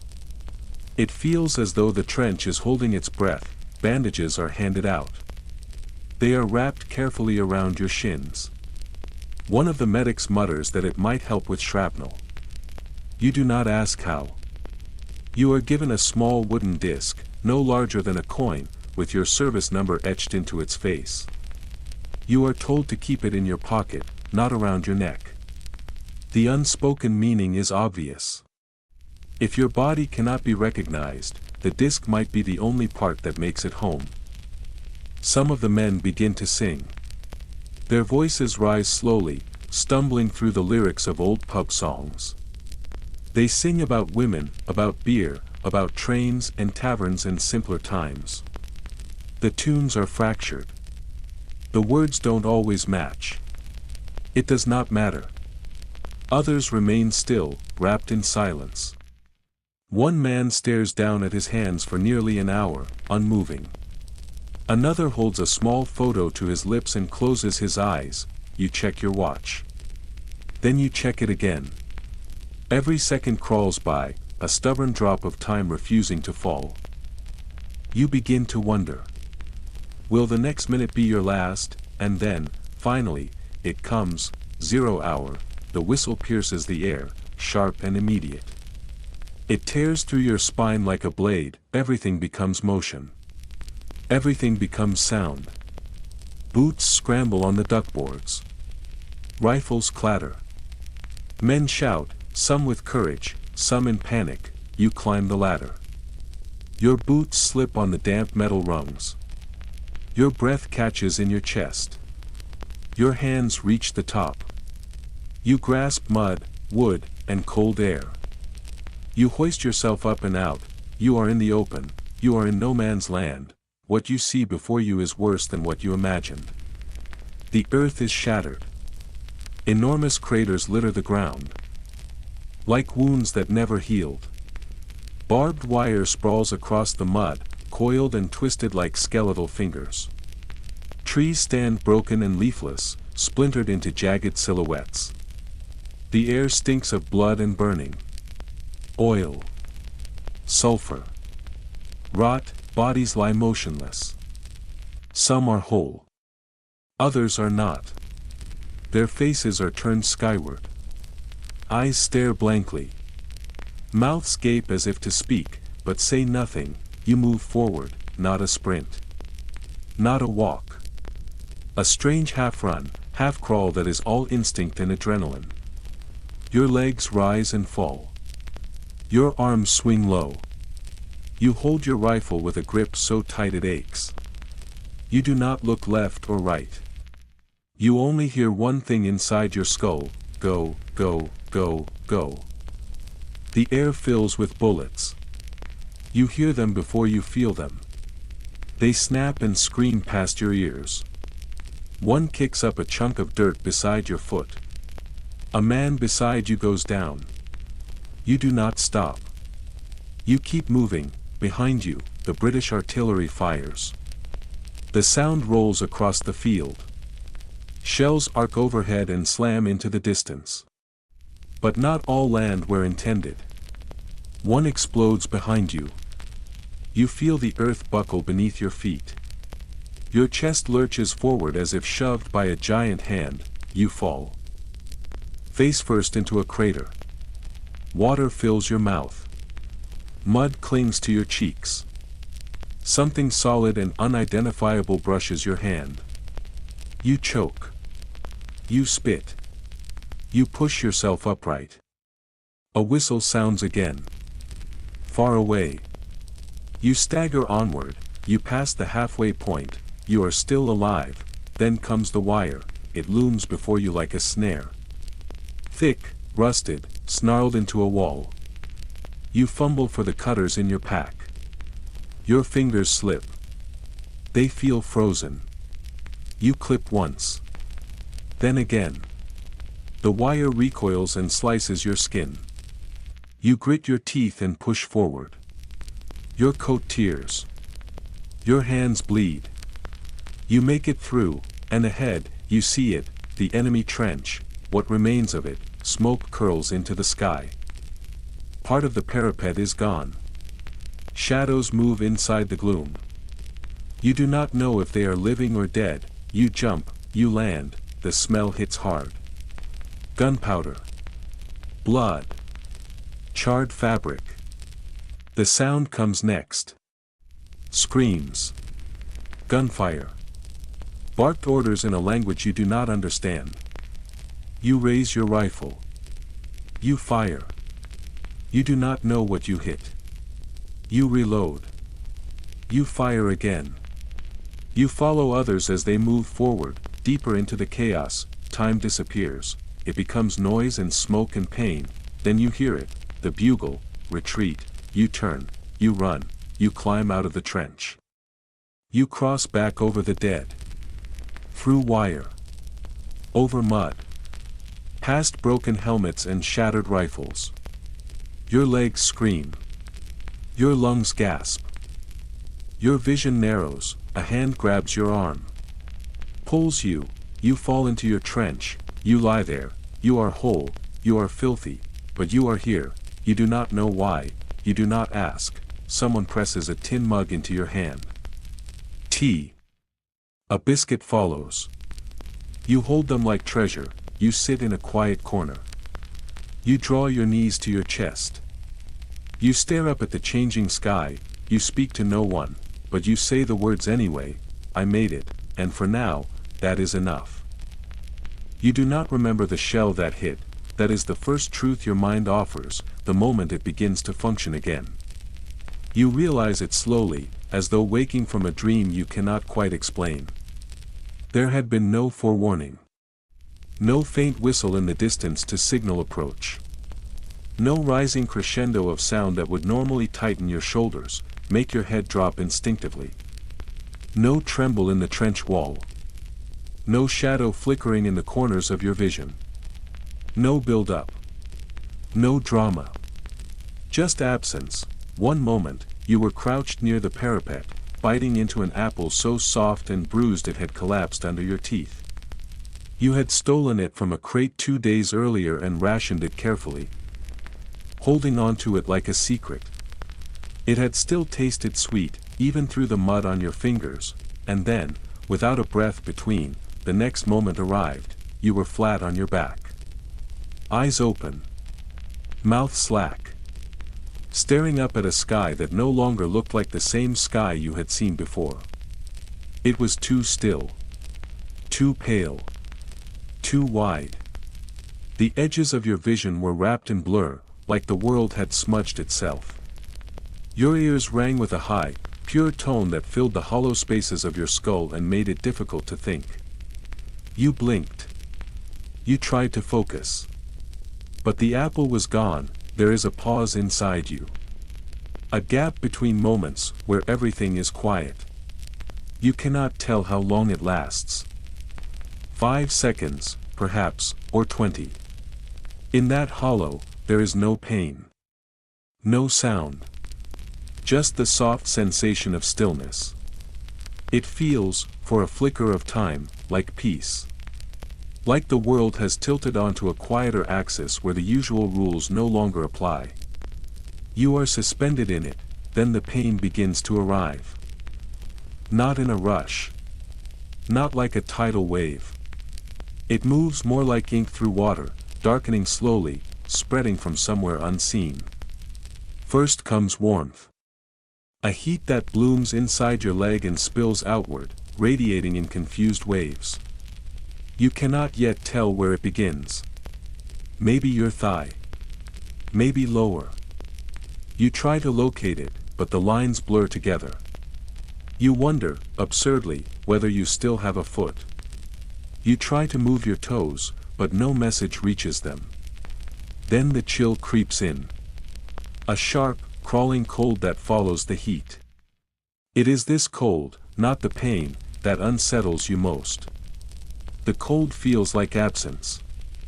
Like part of you has gone missing. You try to sit up, your body does not agree. It refuses to obey, as if it belongs to someone else now. The world sways around you. Your eyes blur again, and the shapes at the edges swirl and stretch.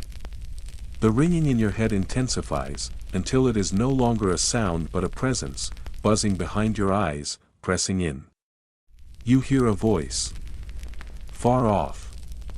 Calling something. But it sounds muffled, like it has traveled through thick fog or heavy wool. You blink again. The sky above you is the same steel gray stretch you have seen for weeks. But you have never seen it like this. Not from the ground. Not while flat on your back. You recognize the sky, but now it feels distant and foreign, as though it belongs to someone else. The sight of it from this angle confirms something you had not wanted to believe. This is not normal. A face appears overhead, it leans into view suddenly, blurry and wild-eyed. Mud streaks across the cheeks, and the breath coming from the mouth is fast, visible in the cold. You recognize the face. It is Harris. Private Harris. His lips move quickly, shaping words you cannot fully make out. He is close now, but still too far. You try to focus on his eyes. They are wide with worry. You catch fragments. Shrapnel. Stretcher bearers. That last phrase pulls you sharply into understanding. You have been hit. You do not yet know how bad. You try to test the thought, try to confirm it. You attempt to shift your left leg, just slightly, and everything inside you screams. It is not the kind of pain that stuns. It is worse. It is the kind of pain that has been waiting. A hot, splitting agony rises through your thigh and down into your calf. You cannot tell if the muscles are still there. The nerves fire wildly, like sparks on wet wires. Your lungs catch. You breathe in only to gasp again. You bite down on your tongue to stop from yelling. You stop trying to move. You lie back down. You listen to the sound of your own heart pounding against the inside of your ribs. You wait, when the stretcher arrives.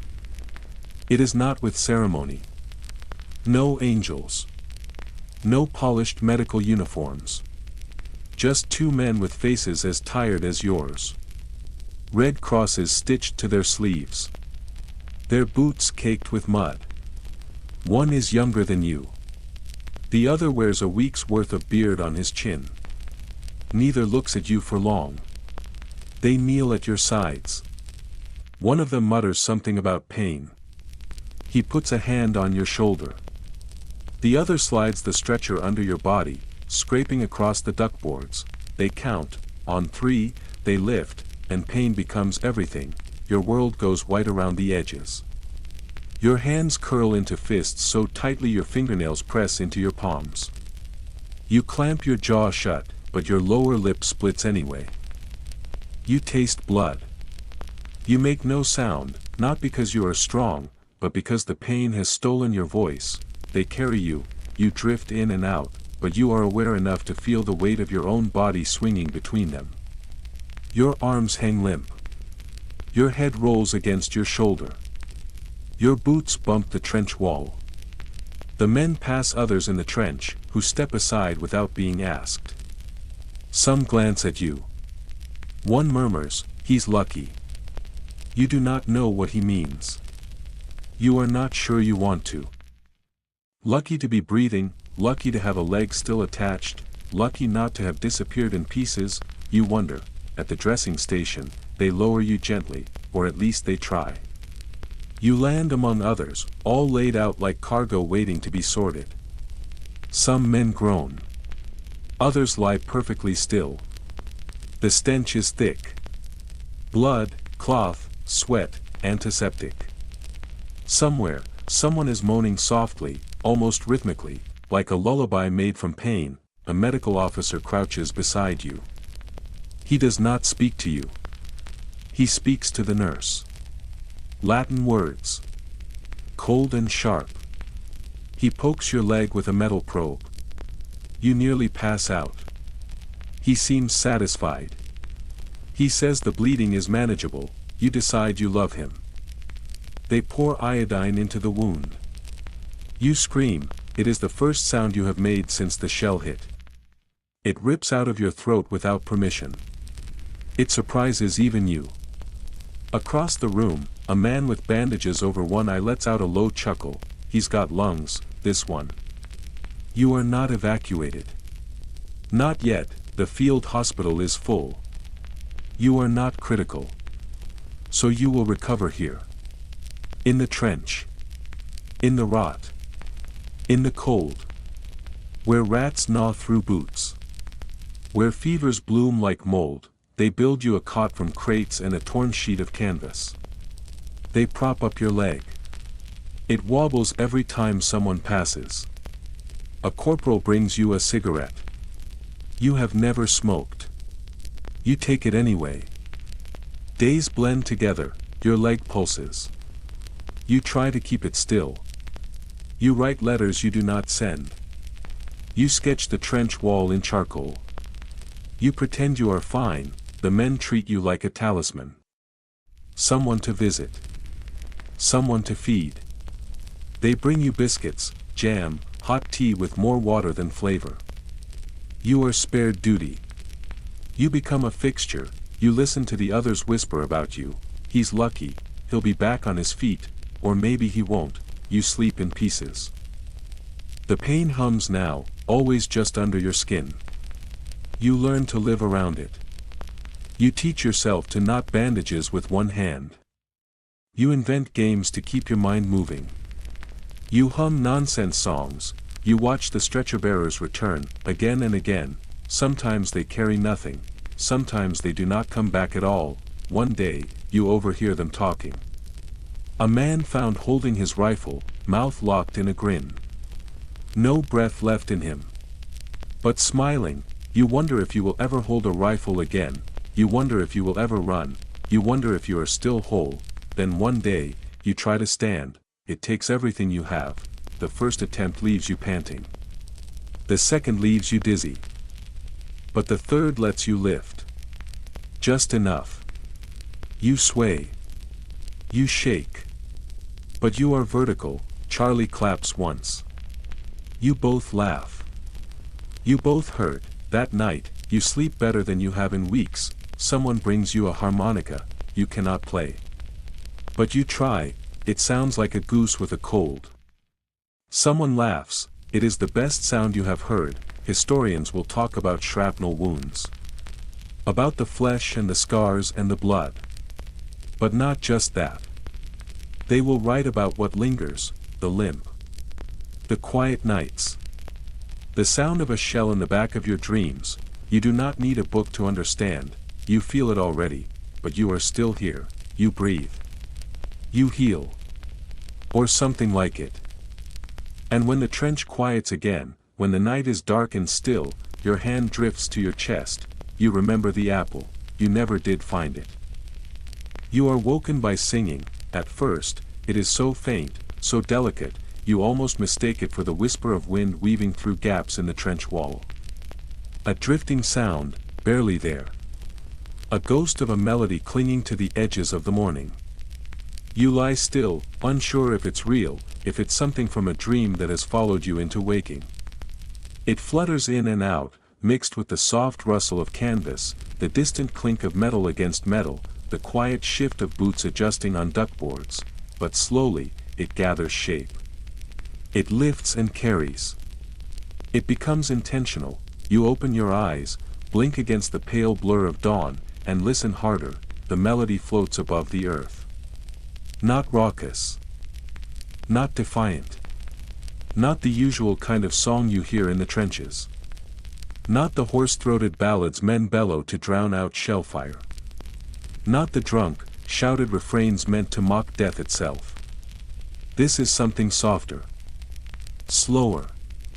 Something familiar. It is silent night.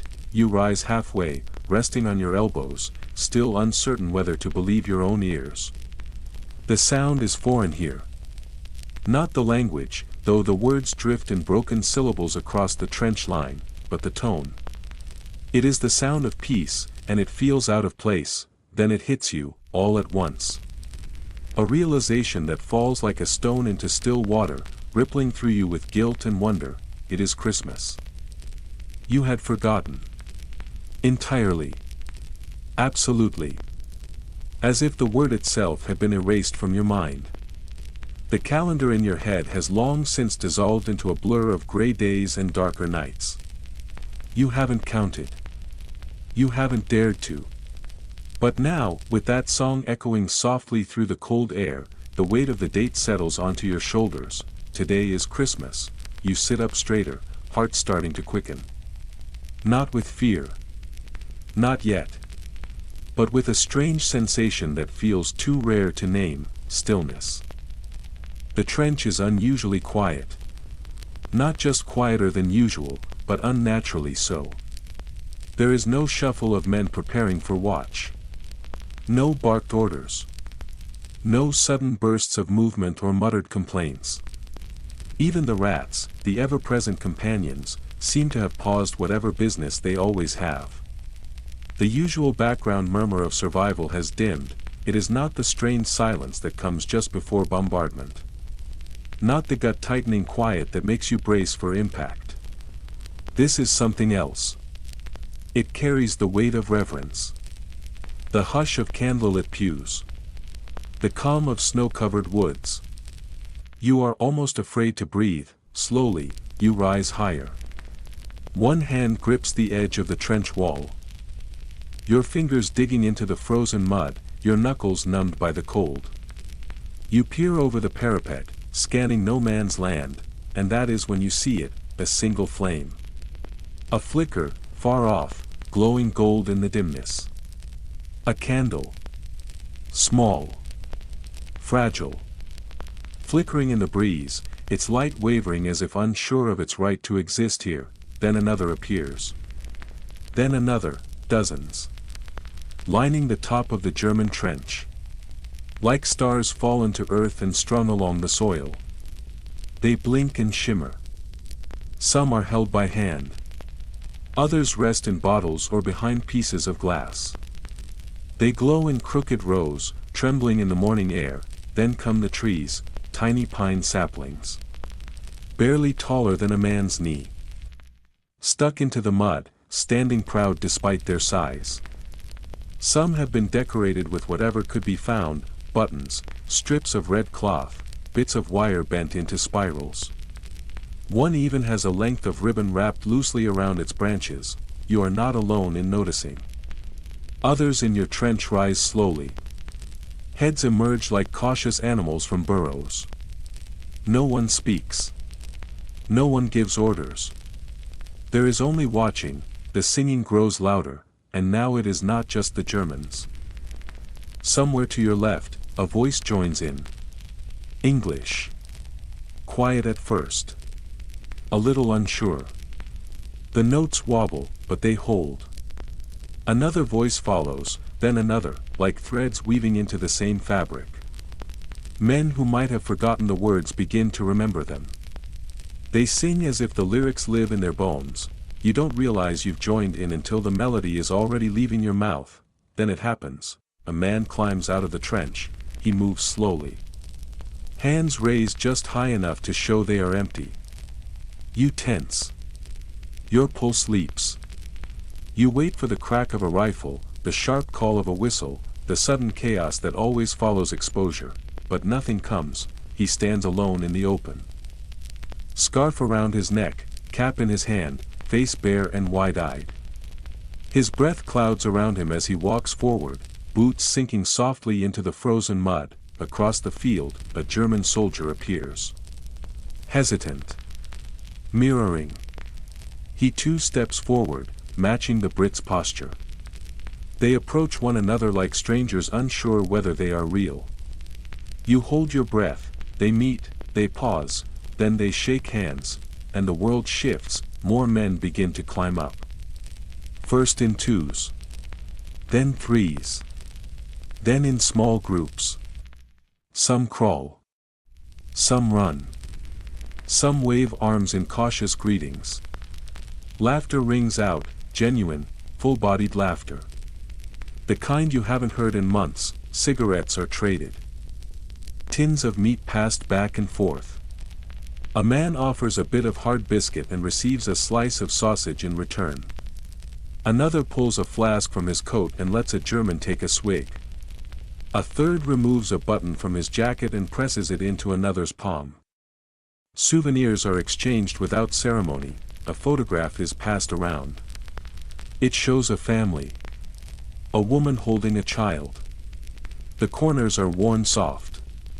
Men crowd around it, murmuring, pointing. The words are clumsy and crossed in languages, but the meaning is clear. Then, from somewhere behind the gathering, a ball appears, not a proper football. Just a bundle of rags tied tight with twine. But it is enough, a shout. A cheer, men scatter. Coats are tossed aside. Rules are forgotten before they can be made. There are no goals. No teams. Just running. Just kicking. Just joy. You stand frozen, your rifle still slung over your shoulder. You watch it unfold, each heartbeat pushing disbelief deeper into wonder. You watch a war unwind itself, even if just for this day. It is not a trap, it is not madness, it is Christmas, historians will later argue. They will dispute how widespread it really was. Some will say it was brief. Others will claim it stretched for miles. Some commanders will deny it ever happened. But every soldier who was there will remember it. Not for its size. Not for its scope. But for its truth. Eventually, you climb out too. The cold air bites harder without the shelter of the trench. The ground crunches beneath your feet. A German soldier catches your eye and smiles. He pulls something from his pocket and offers it.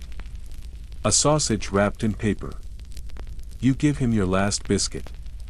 He nods in thanks. No words are needed. Nearby, a man sketches the moment. He crouches on one knee, charcoal smeared on his fingers, paper balanced on a tin lid. You lean over. The sketch is rough. Faces are just shapes. Trees are lines. But it is all there. He glances up and says, "So I don't forget." You nod. As the day fades, someone brings out a violin. The bow draws across strings with hesitant grace. The notes falter, then find their footing. A carol rises into the evening. A melody shaped by memory more than skill. Men gather close. They do not speak. Some close their eyes. One weeps quietly, wiping his cheek with the back of a soiled glove. You do not ask why. Even the rats seem to hesitate on the edge of the trench. Even they feel something sacred in the stillness. That night, you return to your dugout. The floor remains damp. The walls still weep with cold. But you carry something with you now. Something different. Something light. You unwrap a parcel that has been sitting at the bottom of your pack for weeks. A handkerchief. Folded neatly. Your initials embroidered with crooked thread. The stitching is uneven, the fabric worn. You hold it for a long while. It is the most beautiful thing you've ever owned. You sleep, and for the first time in what feels like years, your dreams do not echo with screams or craters. You dream of warmth. Of home. Of soft blankets and steady clocks and fires that never go out, but morning comes, the sky has not changed. The clouds still hang low and unmoved. Orders are shouted again. Guns are loaded. Bayonets checked. The war remembers itself. A shot cracks across the air. Not aimed. Just fired. A signal. The line has returned. you drop back into the trench without thinking. You land in the mud. Your breath shortens, the moment is gone, but not for you, you carry it now. Inside your chest.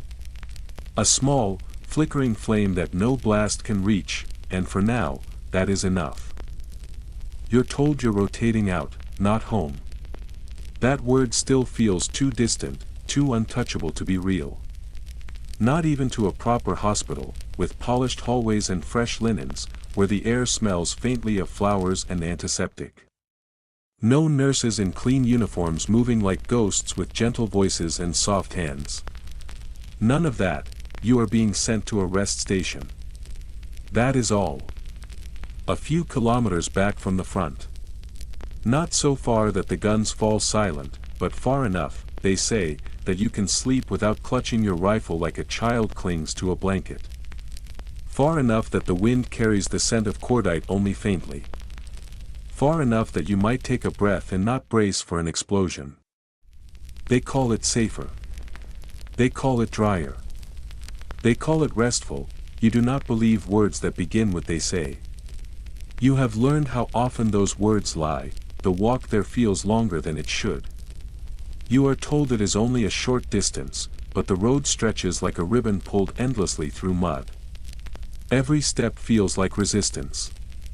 The ground grips your boots, as if reluctant to let you go. Mud sucks at your heels with each pace, pulling as though the trench itself does not want to release you. Behind you, the sky grows heavier, darker, but still you move forward. You pass through places where villages once stood, though nothing remains to mark them. No signposts. No walls. Only hollowed-out shells and cratered earth.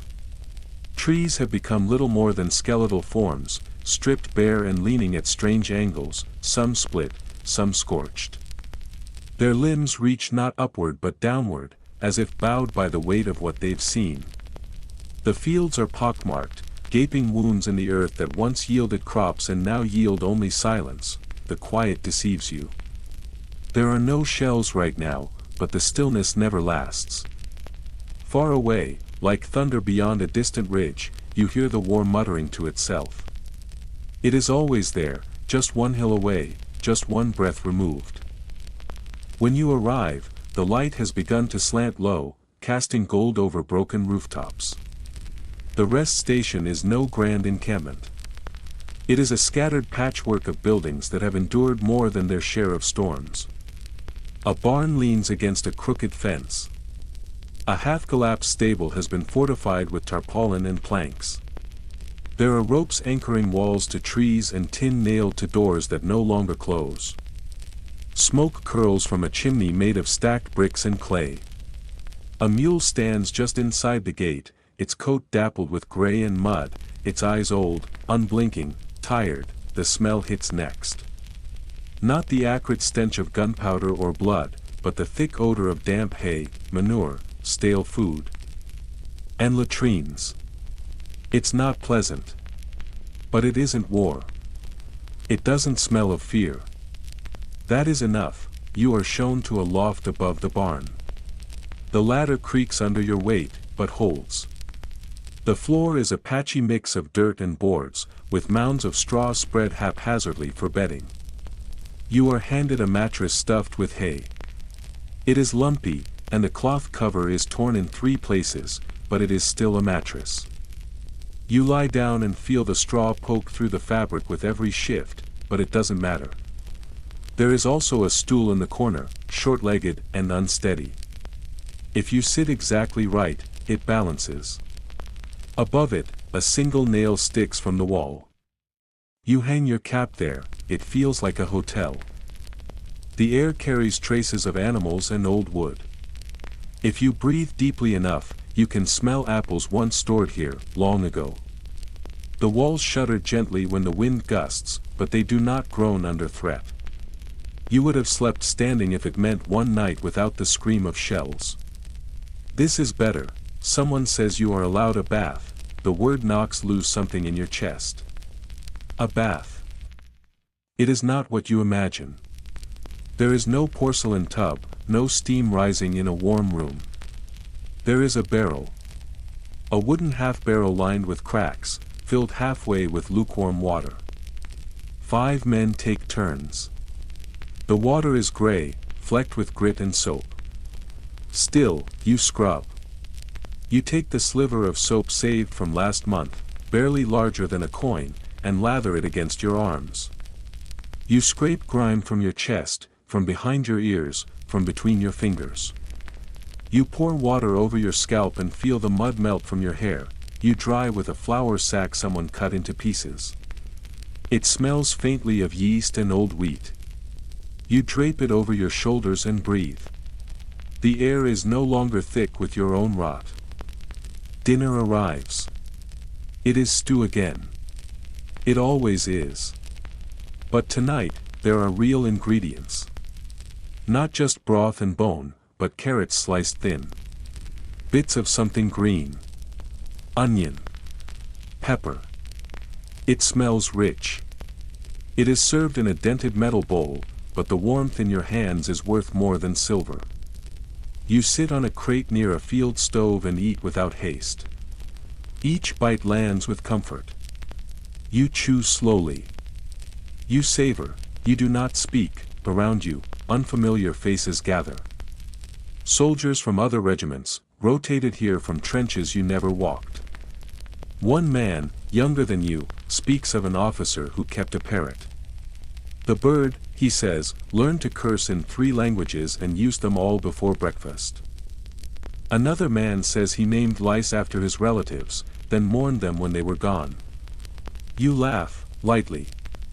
The sound surprises you, you add a few stories of your own. The kind that leave out blood. The kind that feel safe to say aloud. No one mentions nightmares. No one recalls the smell of burning cloth. No one describes a scream they still hear in their sleep. These things are known. They do not need repeating. This is how men rest. Rest does not mean leisure.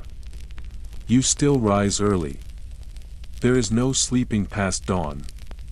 There are buckets to carry, wood to chop, latrines to dig and fill.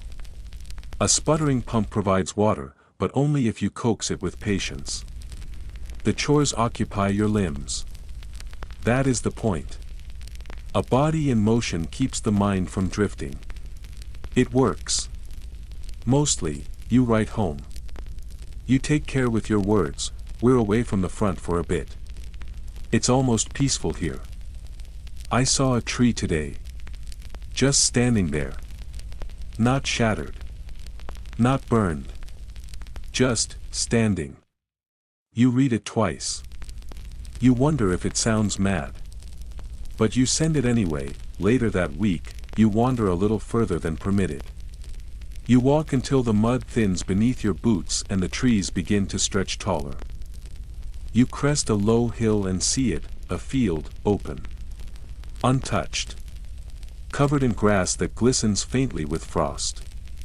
No barbed wire. No shells. No trench carved across its belly. Only a slope and a sky. You sit. You rest your elbows on your knees and listen. A bird flutters past, trailing a cry that feels like sunlight. A breeze brushes your cheek and brings no scent of smoke. The silence is vast.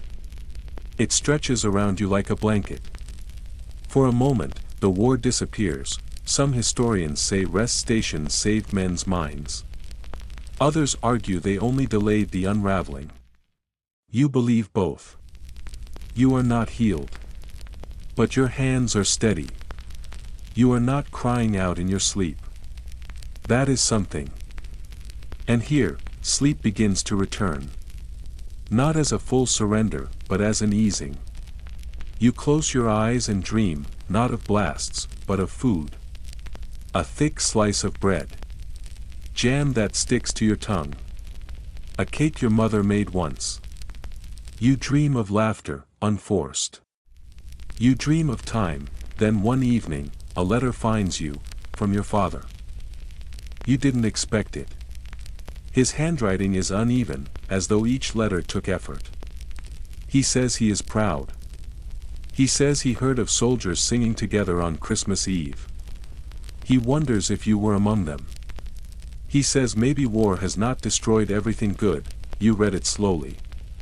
You fold it carefully and place it in your boot, tucked near your ankle like a charm. That night, you peel potatoes near the cook tent.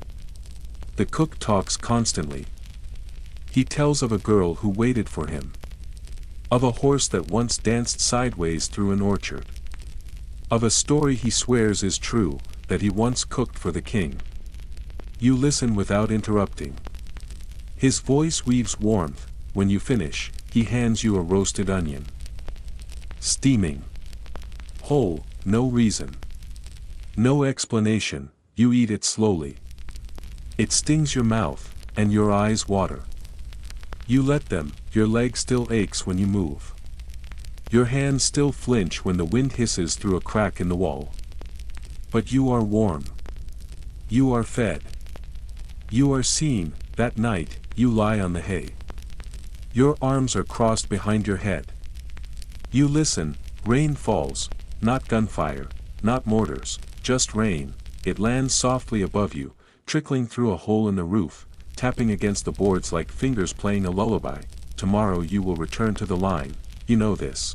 You are ready, in the way soldiers are always made ready, but not tonight. Tonight, you stay where you are. You breathe. You close your eyes, and for this one night, you belong to yourself. You're back in the trench, not the same one, not exactly. But it might as well be. This one holds the same shape of misery, just warped in different places.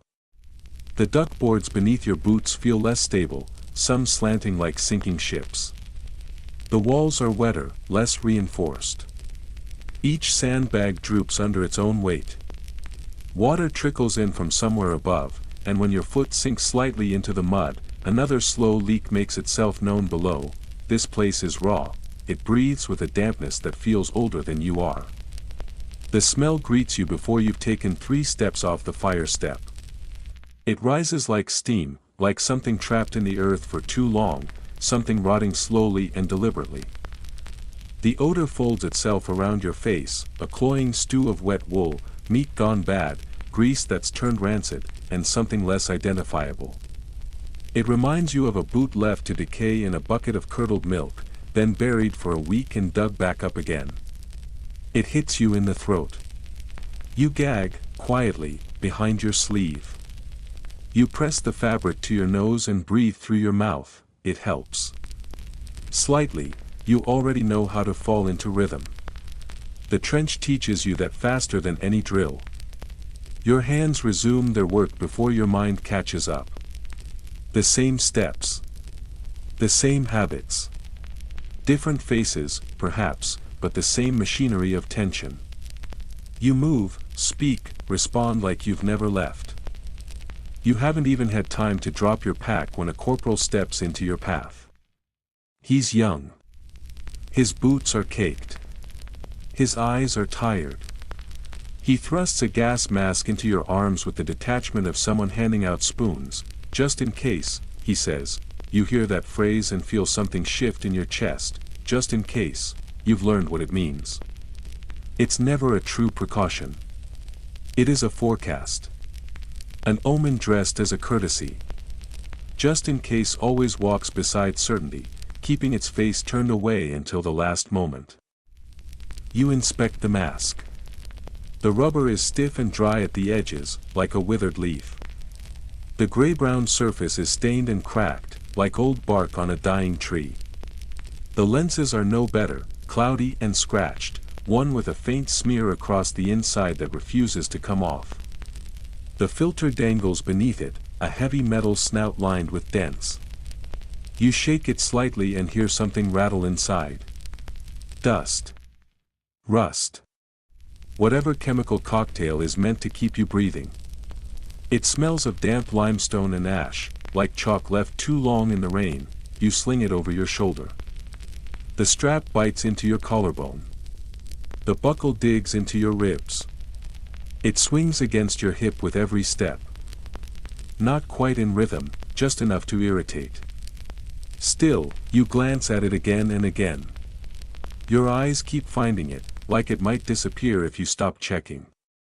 You try not to think about how this strange, ugly thing could be your last hope if the wind turns cruel. The weather has warmed. It should be welcome. But in a trench, warmth does not soothe. It awakens. It stirs the layers of dampness into motion, uncoils the buried scents, lifts them into the air. The mud breathes heavier now. The rot deepens. It smells thicker. Wetter. Like rotted fruit mashed into rain-soaked meat. It clings to your teeth. Every breath tastes like something has died nearby. A man beside you mutters that this sector flooded 2 weeks ago. Rain came hard, he says. Fast and heavy. He says the trench caved in overnight. A section near the far corner collapsed under its own weight. He says someone drowned in their sleep. You start to ask who. Then you stop. You don't want to know the name. That evening, as the light begins to dim, the sergeant calls for a gas drill. His voice carries, low but firm, bouncing down the trench like iron on stone. It reaches every man, groans follow.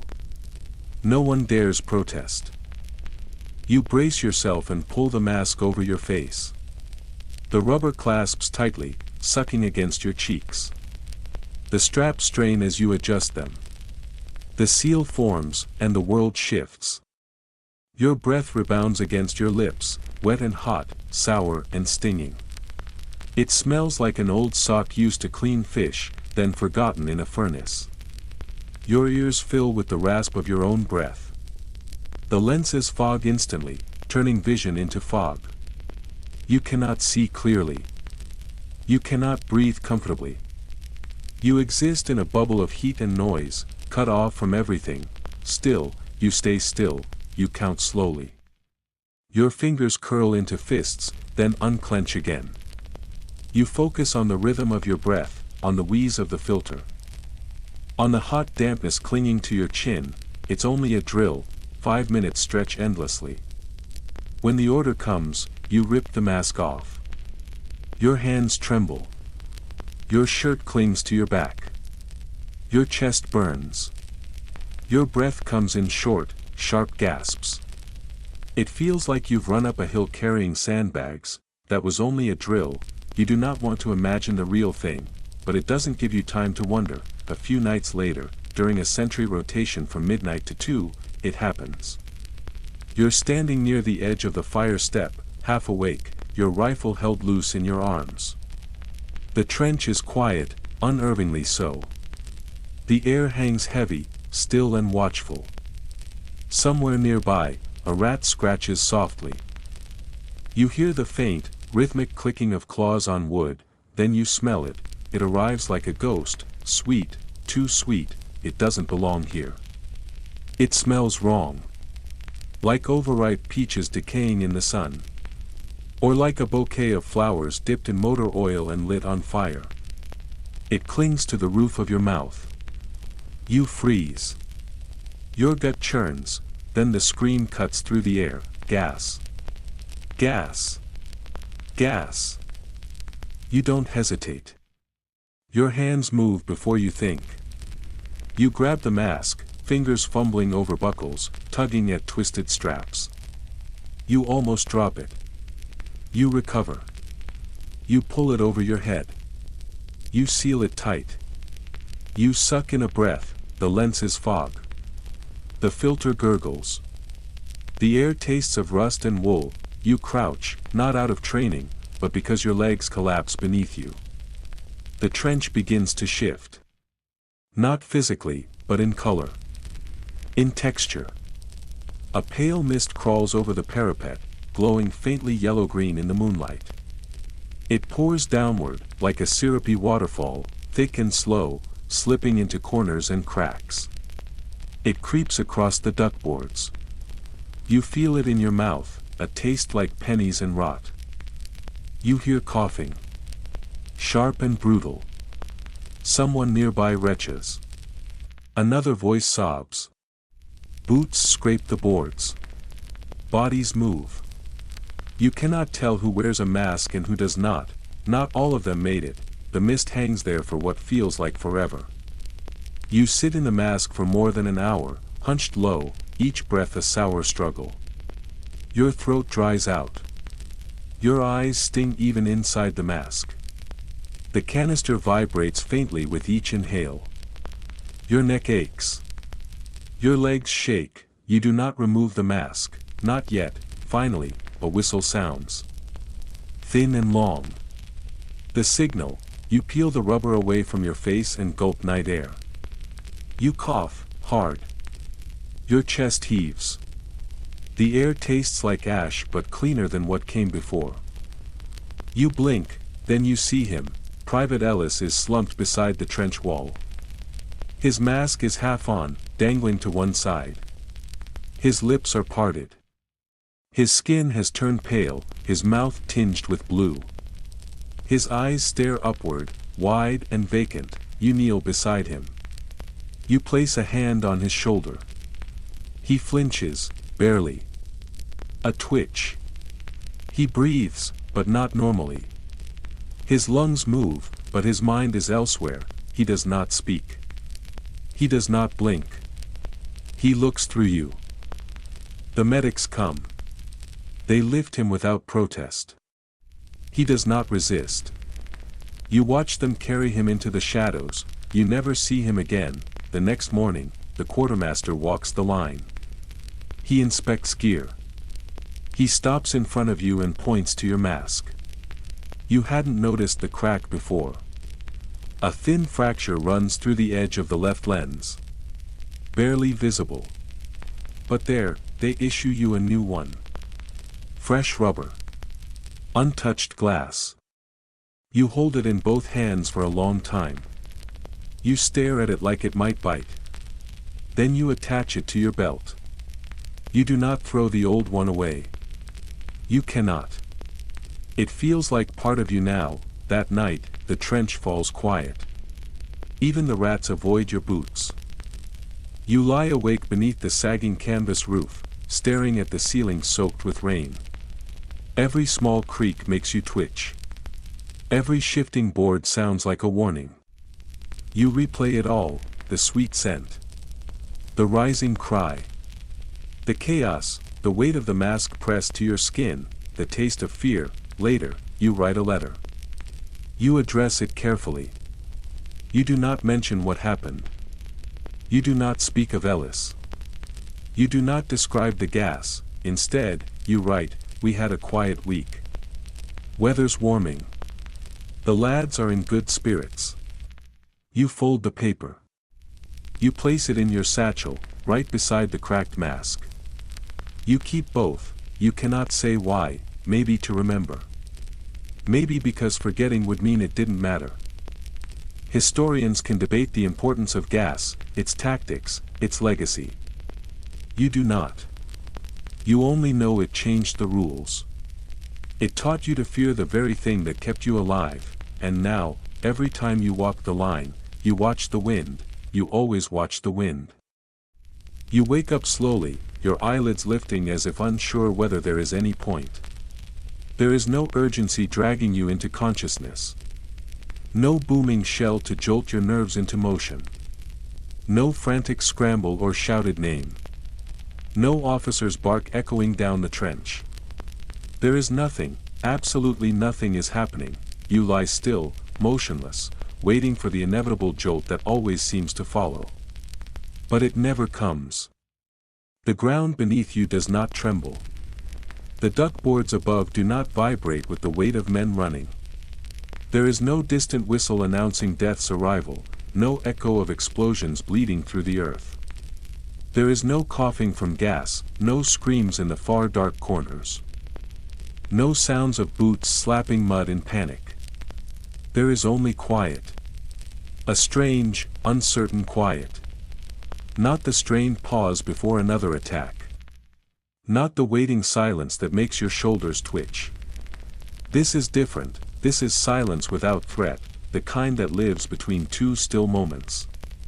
The kind you forgot could exist. You hear the faint creaking of the boards shifting gently under the slow weight of settling mud. The soft trickle of water sliding down the seams in the canvas above. Rain, light and aimless, threading its way through tiers and patches, whispering down onto helmets and tarpaulins. No orders arrive. No one yells your name. No one demands anything from you. You stay lying there, not because you're exhausted, though the ache in your bones says otherwise, but because you have forgotten what it means to rise without reason. To move for something other than duty. Your body does not know what to do with this. It expects pain, expects command. But none comes. The trench, always alive with the machinery of conflict, feels paused. As if the world has stepped away for a breath. You blink slowly at the damp ceiling above, the rough texture of canvas, the dark patch in the corner where rain always seems to collect. The war is still here. You can feel it in your boots, in your shirt, in the stiff hairs along your jaw. But it feels like it is sleeping now. And for a rare moment, so can you. Still, the trench has never known rest. It does not allow comfort. There are no pillows. No warm blankets. No soft beds. No firelight. No corners to curl into, safe and untouched. Only mud that clings like guilt. Only the cold weight of wool soaked through and clinging to your back. Only the scent of your own boots, stale and foul, rising to meet your breath with each shift. Even now, even in stillness, the air carries the sour tang of rot, but within that rot, today, there is something else. Something delicate. Something that feels like safety, not a guarantee, but a glimpse. You sit up. Cautiously. Muscles stretch with protest but not pain. Your boots, to your surprise, are only damp. You move your toes and hear no slosh, no squelch. Just a gentle brush of sock on leather. Your shirt isn't crawling as much today. The lice are still there. They always are. But they have chosen mercy. For now. You glance at the trench wall beside you, the part you named Wallace during a feverish night 2 weeks ago. Wallace is quiet today. No new leaks ooze from his lumpy outline. You stand, slowly, and stretch. Your shoulders crack, your spine shifts, but nothing feels torn or pulled. It is not pain from injury. It is the ache of having slept more than an hour. You step outside, boots pressing softly into the slick wood of the fire step.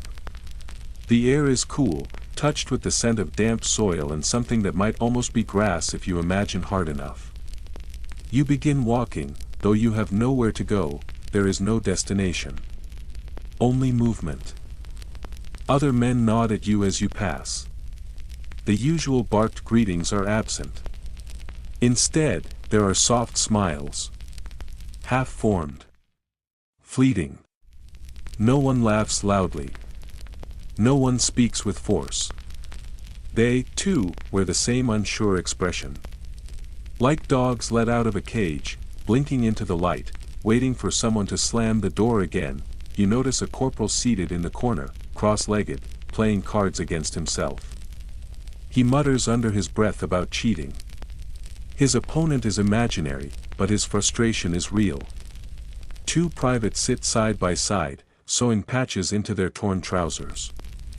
Their hands move with the rhythm of habit, needles rising and falling like small, precise waves. Another man hunches over a crumpled page. His pencil moving in slow arcs. You peek closer and see shapes in the margins. A heart. A goat. Or maybe both. You cannot tell if it's a letter or a joke, a message for home or something only for himself. But it is creation, and in a place like this, creation matters. You spend the morning reorganizing your gear for the third time this week. Not because it needs it, but because doing so makes the minutes behave. You lay your ammunition in perfect lines. You fold your socks. Then unfold them. Then fold them again. You polish your bayonet until the metal reflects the faint light above. The patch of rust near the tip fades a little. You rub harder. For 7 full minutes, your mind forgets what death feels like. 7 whole minutes, that may be a personal record. By midday, you grant yourself a task. A project. A purpose. You decide to fix the roof of the latrine. Not because anyone asked. Not because it will help. But because something inside you needs to build, not destroy. You use a biscuit tin lid, a string of twine you saved from a parcel, and a piece of optimism you didn't know you still had. The result is uneven. It tilts dangerously. The rain still leaks through. But it holds. Mostly. And when it thumps from above, it sounds like a drum. Like a heartbeat. You built it, that counts. Then you make tea, not for the squad. Not for the trench. Just for you. You gather crushed leaves, torn paper, and the burned corners of yesterday's envelope to coax a tiny flame to life. The fire shivers but holds. You nestle your tin cup into the heat and wait. When the water simmers, you drop the tea bag in. It unfurls like a flag underwater. The color seeps outward, slow and smoky, turning the water a strange brown-gray. You sip. It tastes like metal and ash and something bitter, but it is yours. Lunch arrives. Hardtack again. A slice of cheese that looks like it has given up pretending to be food. You chew. Slowly. Carefully. Like it might break your teeth. You do not complain. No one does. Complaints feel too loud for a day like this. Afterward, you pull out your notebook. Small. Worn. The pages curl like old leaves. Some are stuck together from damp fingers. You haven't written in it for days. Maybe weeks. But today, you open to a blank page and press your pencil down. You write, "Trench life without shooting feels like a dream you can't quite hold on to." The silence is louder than the shells. You pause, then you flip the page and draw a chicken. It is misshapen. Uneven. One eye is larger than the other. You give it eyebrows. Angry ones. You laugh softly. You are not an artist. Somewhere nearby, a mouth organ begins to play. The sound is distant, but clear. The tune meanders, uncertain, like a river finding its course. You do not know the song. But something in it feels like home. You hum along. Quietly. A thread of melody you can barely hear but do not want to let go of. Later, you watch 2 soldiers chase a frog along the duckboards. Not to kill it. Not to eat it. Just to name it. They try to trap it with a spoon and a mess tin. The game becomes serious. One wants to call it General Slimy. Another suggests Sir Croaksalot. A third man, less creative, offers Mud Marshal. There is shouting. There is laughter. It echoes softly against the trench walls. The day drifts onward. Still no shells, still no commands, still no graves dug. Historians will argue for decades about what was more dangerous in the trenches, fear or boredom. Fear kept you alive. Boredom made you reckless. You're not sure what this is. It is not boredom. Not really. But it is something else. Your mind loops endlessly, hunting for purpose. You invent tasks, errands, ideas. As evening settles, the sky dims to that colorless gray it wears before dusk. You climb the step and look across the land. No man's land is unchanged. Torn and lifeless. But not moving. You imagine someone across the line doing the same. Looking back. Breathing. Choosing not to fire, you return to your place, draw tic-tac-toe in the dirt with your bayonet. You play alone. You lose. Then play again. You lose again. The losing feels satisfying. Predictable, dinner comes. Stew, as usual. But today, there is onion. Real onion. You taste it and your throat tightens. It changes the stew. Not into something good, but into something remembered. You thank the cook. He shrugs, but you notice him wipe his eyes with his sleeve before turning away. That night, you take off your boots. Slowly. Carefully. You line your socks across the parapet to dry. They flutter weakly in the breeze, like little white flags with no message. You lie down on your mat. The straw beneath you pokes through the canvas, but somehow it hurts less. The stars above are few, hidden behind thick clouds, but one or two peek through. You count them, 1, 2, 3, 4, 5, sleep wraps itself around your chest, slow and kind, and just before you let go, just before your breath softens into dreams, a final thought rises, nothing happened today. And somehow, in this place, that feels like a miracle. You feel it before you hear a word. It does not arrive with a shout or trumpet. It does not ride on gunpowder or scream from over the ridge. It begins, instead, with the faintest of changes. A ripple, subtle and slow, moving through the trench like warmth leaking into cold limbs. The shift hides itself in the little things. In the way boots strike the ground with just a little less weight. In the way men walk as though their shoulders have forgotten to hunch. Their feet still sink into the same mud, still sidestep the same puddles and rotting boards, but something has changed. Their steps no longer drag like anchors, voices follow. Soft, hushed, strangely melodic. The usual clipped tones are gone. Conversations stretch into slower phrases, like men learning how to talk again. You notice the sound of laughter, but it is not the sharp, sudden bark of a trench joke or the brittle chortle of madness. It is gentler. Careful. Like a whisper told to someone you do not want to startle. Each chuckle sounds as though it might crack under its own weight if pushed too far. The trench itself begins to feel like it is holding a collective breath. It is not a thing you can point to. It is not something spoken out loud. But it lives in the silence between words, in the half-glances exchanged between men who usually avoid eye contact. Something is happening. No one says it, not directly, but the sensation creeps in through the wire and sandbags like fog.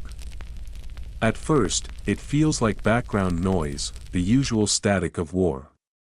But then it coalesces, takes shape, finds form, whispers. Not gossip. Not bravado. Not one more lie to pass the time, rumors. But these rumors are not like the others that have passed through this place. They do not wear the usual mask of exaggeration. These are not tales of invincible regiments or of the enemy fleeing barefoot. They are not promises made to entertain or distract. These whispers feel heavy. They fall into your bones and stay there. They press into your skin like fingerprints. You crouch beside the water barrel, waiting behind 3 other men to refill your canteen. The barrel is slick with grime, and the spigot leaks a slow rhythm into the mud. Ahead of you, the cook, usually a scowling fixture of curses and complaints, leans closer than usual. You can smell the onions on his breath. The tobacco. The smoke. They say it's ending, he murmurs, voice dry. You pause, hand hovering above the barrel. The words feel unfamiliar. Awkward. Like trying to speak in a language you used to know but have long forgotten, the war. You ask, barely above the breeze. He nods once. Not dramatically. Not with the wide eyes of gossip. Just a simple motion. His gaze drops to the boards underfoot, as though even that glance upward might puncture the fragile thing he has spoken. Talk of armistice. Could be soon. Could be days. The word rolls over you like a breeze from a world you don't remember. Armistice. It settles in your chest like warmth. You do not know what to do with it. You hold it in your mouth. Taste it like something forbidden. It tastes strange. Sweet. Foreign. Like sugar melting on a cracked tongue. You have heard this kind of talk before, of course you have. Everyone has. For months, maybe years, rumors have been passed around like ration scraps. One man heard it from a captain's aide. Another saw a signal flare in a certain pattern. Some believed the Americans would end it all in one final thunderclap. Others trusted the winter, or the mud, or the divine, to finally intervene. But none of it ever came true. Each rumor was a match that refused to strike. But this time feels different. No one jokes. No one puffs out their chest. There are no loud declarations. Only silence. Thoughtful silence. You see it in their eyes. Men do not speak of escape. They speak of afterward. They do not dream. They remember. You notice how they begin making quiet lists in their minds. Things they left behind. Things they hope are still there. Not fantasies. Not glory. Just memories they hope are waiting like coats hung on the back of a door. You say nothing. You carry your hope carefully. Folded and hidden. Tucked behind your ribs like a smuggled letter. Out here, hope is dangerous. It makes you careless. It dulls your senses. It opens soft places in you that the war still knows how to find. But that night, after the fires burn low and the trench sinks into its usual muttering stillness, you lie back against the wall of your dugout and let the thought form, just once, quiet. Terrible. Bright, what if this is the last week? The next morning, the impossible happens. The commanding officer walks the line. In person. Not a courier. Not a shadow behind an order. He walks the duckboards, his boots too clean to belong here. He carries a clipboard and wears the expression of a man who has been told to expect ghosts. His eyes move fast. He does not look at the men. He stares past them, beyond the trench, into some uncertain horizon. He clears his throat. There may be developments. He says. His voice is dry. Like paper. Stay sharp. Then he walks on. That is all. You watch him disappear down the line. The silence he leaves behind grows louder than anything he said. You glance at Wallace, the bulge in the trench wall who has become your steady shadow, and you mutter, even he doesn't believe it. But belief does not wait for permission, it spreads. The rumors evolve. They grow details. They grow legs. Men say the Germans are pulling back. That they are surrendering. Some say they saw white flags. Others claim they heard shouting in German. Commands to lay down arms. One man insists the Kaiser is dead. Another swears he fled the country. Some nod. Others scoff. But no one stops listening. You do not care about who wrote the piece. You do not care who signs it or tears it apart. You are not watching history. You are waiting for survival.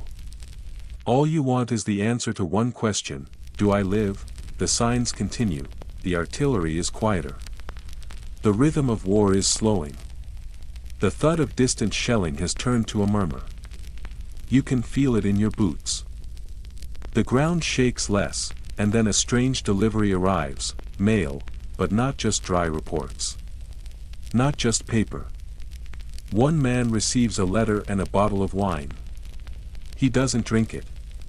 He does not even uncork it. He holds it in both hands, like something sacred.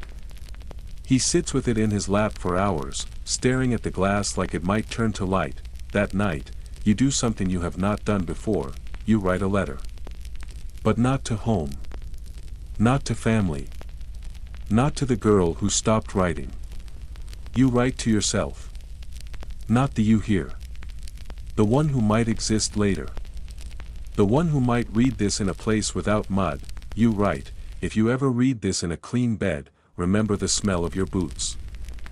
Remember how the rain found every crack in your coat.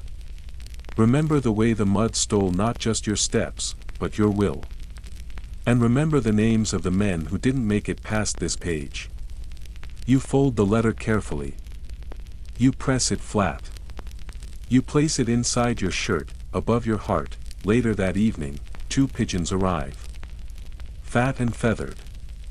Their legs wrapped with messages, the captain reads them. He scowls.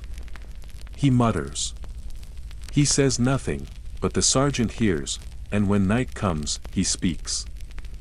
He gathers the men, his voice raw and low. If this is the end, he says, then we finish it upright. No slipping. No forgetting. We end it like we're still alive. He always barked. Now he speaks gently. But the last word catches, alive. Afterward, as the sky goes dark, you sit with the others and begin your game. A ritual of maybe. What will you do first? One man says he will lie on a bed and never move again. Another says he will eat bread. Thick slices. Buttered until the table gleams. You say you want silence, not trench silence. Not the hush before fire. Not the silence that tastes like fear, real silence, a room. A chair. A moment where breath does not mean danger. That night, no gas drifts through the wire. No shells scream overhead. No charge is ordered. No alarms sound, there is only breath, there is only wind, and there is that aching, exquisite thought, maybe. You wake up to the sound of footsteps. Not the kind that bring orders or warnings. Not the frantic, clattering sort that signal incoming fire or surprise inspections. These footsteps are different. They move in steady rhythm, soft and deliberate, with a weight that feels almost respectful. They echo along the duckboards with a hush, as though each bootfall carries not just a man, but something sacred. The voices that accompany them are low, murmured, not urgent or barked, but spoken with the careful tone of people who know something solemn is coming. You sit up slowly, rubbed awake not by adrenaline but by curiosity. The light that filters down from the overcast sky is thin, filtered through a veil of smoke and moisture. It settles over everything in a gray wash that feels neither morning nor afternoon. You blink into it. They say it is November 11th, that is what the whispers say, passed from man to man like old tobacco or secret rations. You haven't seen a proper calendar in longer than you can remember. Dates have become suggestions. Time itself has dissolved into a long smear of noise and silence, rain and waiting, blood and letters. But now, as the word drifts from one soldier to another, it carries a strange gravity. The date sounds like a verdict. There is something in the air. Not fear. Not even tension in the usual sense. More like the shimmer that precedes a storm. Not on the skin, but in the soul. A pressure that builds not behind your ears, but somewhere just beneath the ribs. Anticipation, maybe. Or disbelief. It hums through the trench like static. Some men laugh, but the sound is hollow and disbelieving. Others weep without drama, as if they are remembering something before it is gone. Most just sit in silence, eyes fixed on nothing in particular, like they are trying to stare their way into understanding. By mid-morning, the sergeant steps up from the dugout. He does not clear his throat. He does not gather the men with a bark or a call. He simply stands there, boots caked in the layered grime of too many weeks, coat hanging heavy with dampness, and waits for the silence to notice him. Then he speaks. 11 o'clock, he says, quiet but clear. That's the order. Hostilities cease. There is no cheer. No swelling roar of celebration. No embraces. No flags waved. Just silence. Not because no one heard him, but because no one quite knows what to do with hearing that. It is like telling a man who has been drowning for years that the sea has dried up. He does not climb out. He just looks at the sky. Waiting for it to lie to him again, you glance down at your watch. It still works, somehow. It reads 9:47, you count the minutes. 1 hour and 13 left. 73 minutes of war remain. You ask yourself, quietly, what you are meant to do with that. You start with habit. You clean your rifle. Slowly. Carefully. With the kind of attention usually reserved for final tasks. Your fingers go through the motions, not because you expect to use it, but because this ritual is one of the few things you can still control. You clear the mud from the trigger guard. You check the bolt. You run your thumb along the polished wood of the stock. You kneel to tighten your bootlaces. You don't need to.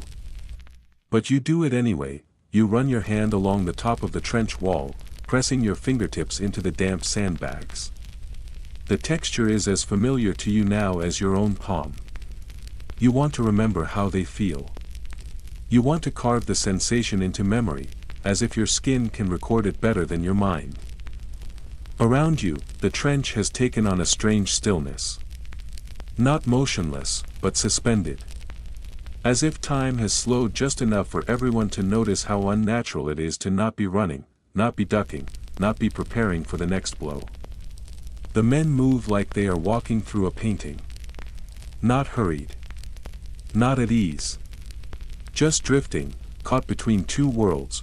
One man lights a cigarette with shaking hands and smokes it like it might disappear. 2 drags, and it's gone. Another man sits with his back to the trench wall, eyes closed, mouth moving silently. You think he is praying, but it could just be breathing. A third man stands with a helmet in his hands, sweeping the duckboards gently. As though the wood might complain if struck too hard, you lose track of the time until someone mutters, 5 minutes. You stand, everyone stands, no one is told to. No order is given. But every man rises like drawn by some invisible thread. A chorus of tired, scarred bodies straightens in silence. There is no ceremony, but it feels ceremonial. No speech, yet the moment holds weight. 10:59, there is a single sound in the distance. A dull thump. One last shell, fired perhaps in ignorance, or in defiance, or simply because its fuse was already lit. It lands far off. No one flinches. The trench holds its breath, and then, 11 o'clock, the guns stop, no more rumble. No more percussion of destruction rolling over the horizon. No more booming punctuation to every thought. The quiet that settles is not empty. It is solid. It has shape and thickness. You can feel it press against your chest, as if silence itself has mass. You realize that your ears are straining, waiting for the next blast that never comes. And as seconds become minutes, your body begins to relax in ways you had forgotten were possible. The air feels different. Not colder. Not warmer. Just unfamiliar. Like waking up in a house that is no longer haunted. A bird chirps. A small, fragile sound. It pierces the silence not like a noise, but like a memory. The man near you lets out a breath that turns into laughter and then dissolves into sobs. The sergeant sits on a crate and drops his face into his hands. No one tells him to pull himself together. You remove your helmet. Not as a salute. Not as a gesture. Just because your head feels heavy and you want the air to touch your skin, you climb the parapet. Every muscle in your body hesitates. This is not safe. This is not wise. But you do it anyway, across the field, over the barren strip of mud and wire that has consumed so many. Someone stands. A man, wearing gray. He looks too thin. Too young. He raises his hand. A simple wave. No threat. Just a gesture. You wave back. This is not fiction. Not a dream. Not a mistake. This is real. You step down and begin to walk. Slowly. Each step a question. But the ground does not open. No bullets chase you. You reach the edge of a crater and kneel beside it. You pull a single biscuit from your coat. It is stale. It is crumbling. You place it on the rim of the crater like an offering. It is absurd. But it matters. You sit, you do not speak. There is nothing left to say. The wind moves softly through the empty trench. The sky above is wide and still. You hear someone whisper behind you, "We can go home." You nod. You believe it. You want to believe it. But you do not stand yet, because even as your legs understand what peace means, your heart is still searching. What home do you go back to? The house? The street? The past? Or the one you have built in your own body, forged from memory, from loss, from moments like this? You do not know, not yet, but you will, in time. For now, you remain still. You breathe air that is finally yours, you let it in, and you do not brace for the next sound. You live, so now, finally, you settle in. Your breathing slows. Your body eases into stillness. Whether you lie on a mattress, a couch, or some other quiet place, it does not matter. You have arrived at rest. The trench, the noise, the aching distance, all of it begins to slip away. Not in one sudden sweep, but gradually, like fog retreating from a field at dawn, it drifts back behind your thoughts, no longer pressing against your ribs. The boots are somewhere else now. The rain, the lice, the waiting. They are folded gently into memory, not erased, but softened. You made it through, not just the gunfire and the gas, but the days with no light. You survived the long hours of dread, of silence, of hoping a letter would arrive or a rat would not bite. You stood when your knees wanted to fold. You spoke when your throat was raw. You laughed because there was no other way to cry, and in the end, you came home. You were changed. But you remained. Now the uniform is folded. The rifle has been stored. The trench, once endless and consuming, has been reduced to something distant. A dream of mud and sound. Under your fingertips, there is only softness. No sharp edges. No crusted fabric. Just something warm and human. You do not need to stay alert anymore. There are no orders. No sirens. No more waiting for the other boot to fall, only breath, only sleep, and as your eyes close and your thoughts fall into a quiet drift, hold this close. Not every battle is loud, some are quiet, some are survived in silence, and tonight, you've won that kind. You've earned the right to close your eyes. Sleep well, soldier, you are home now.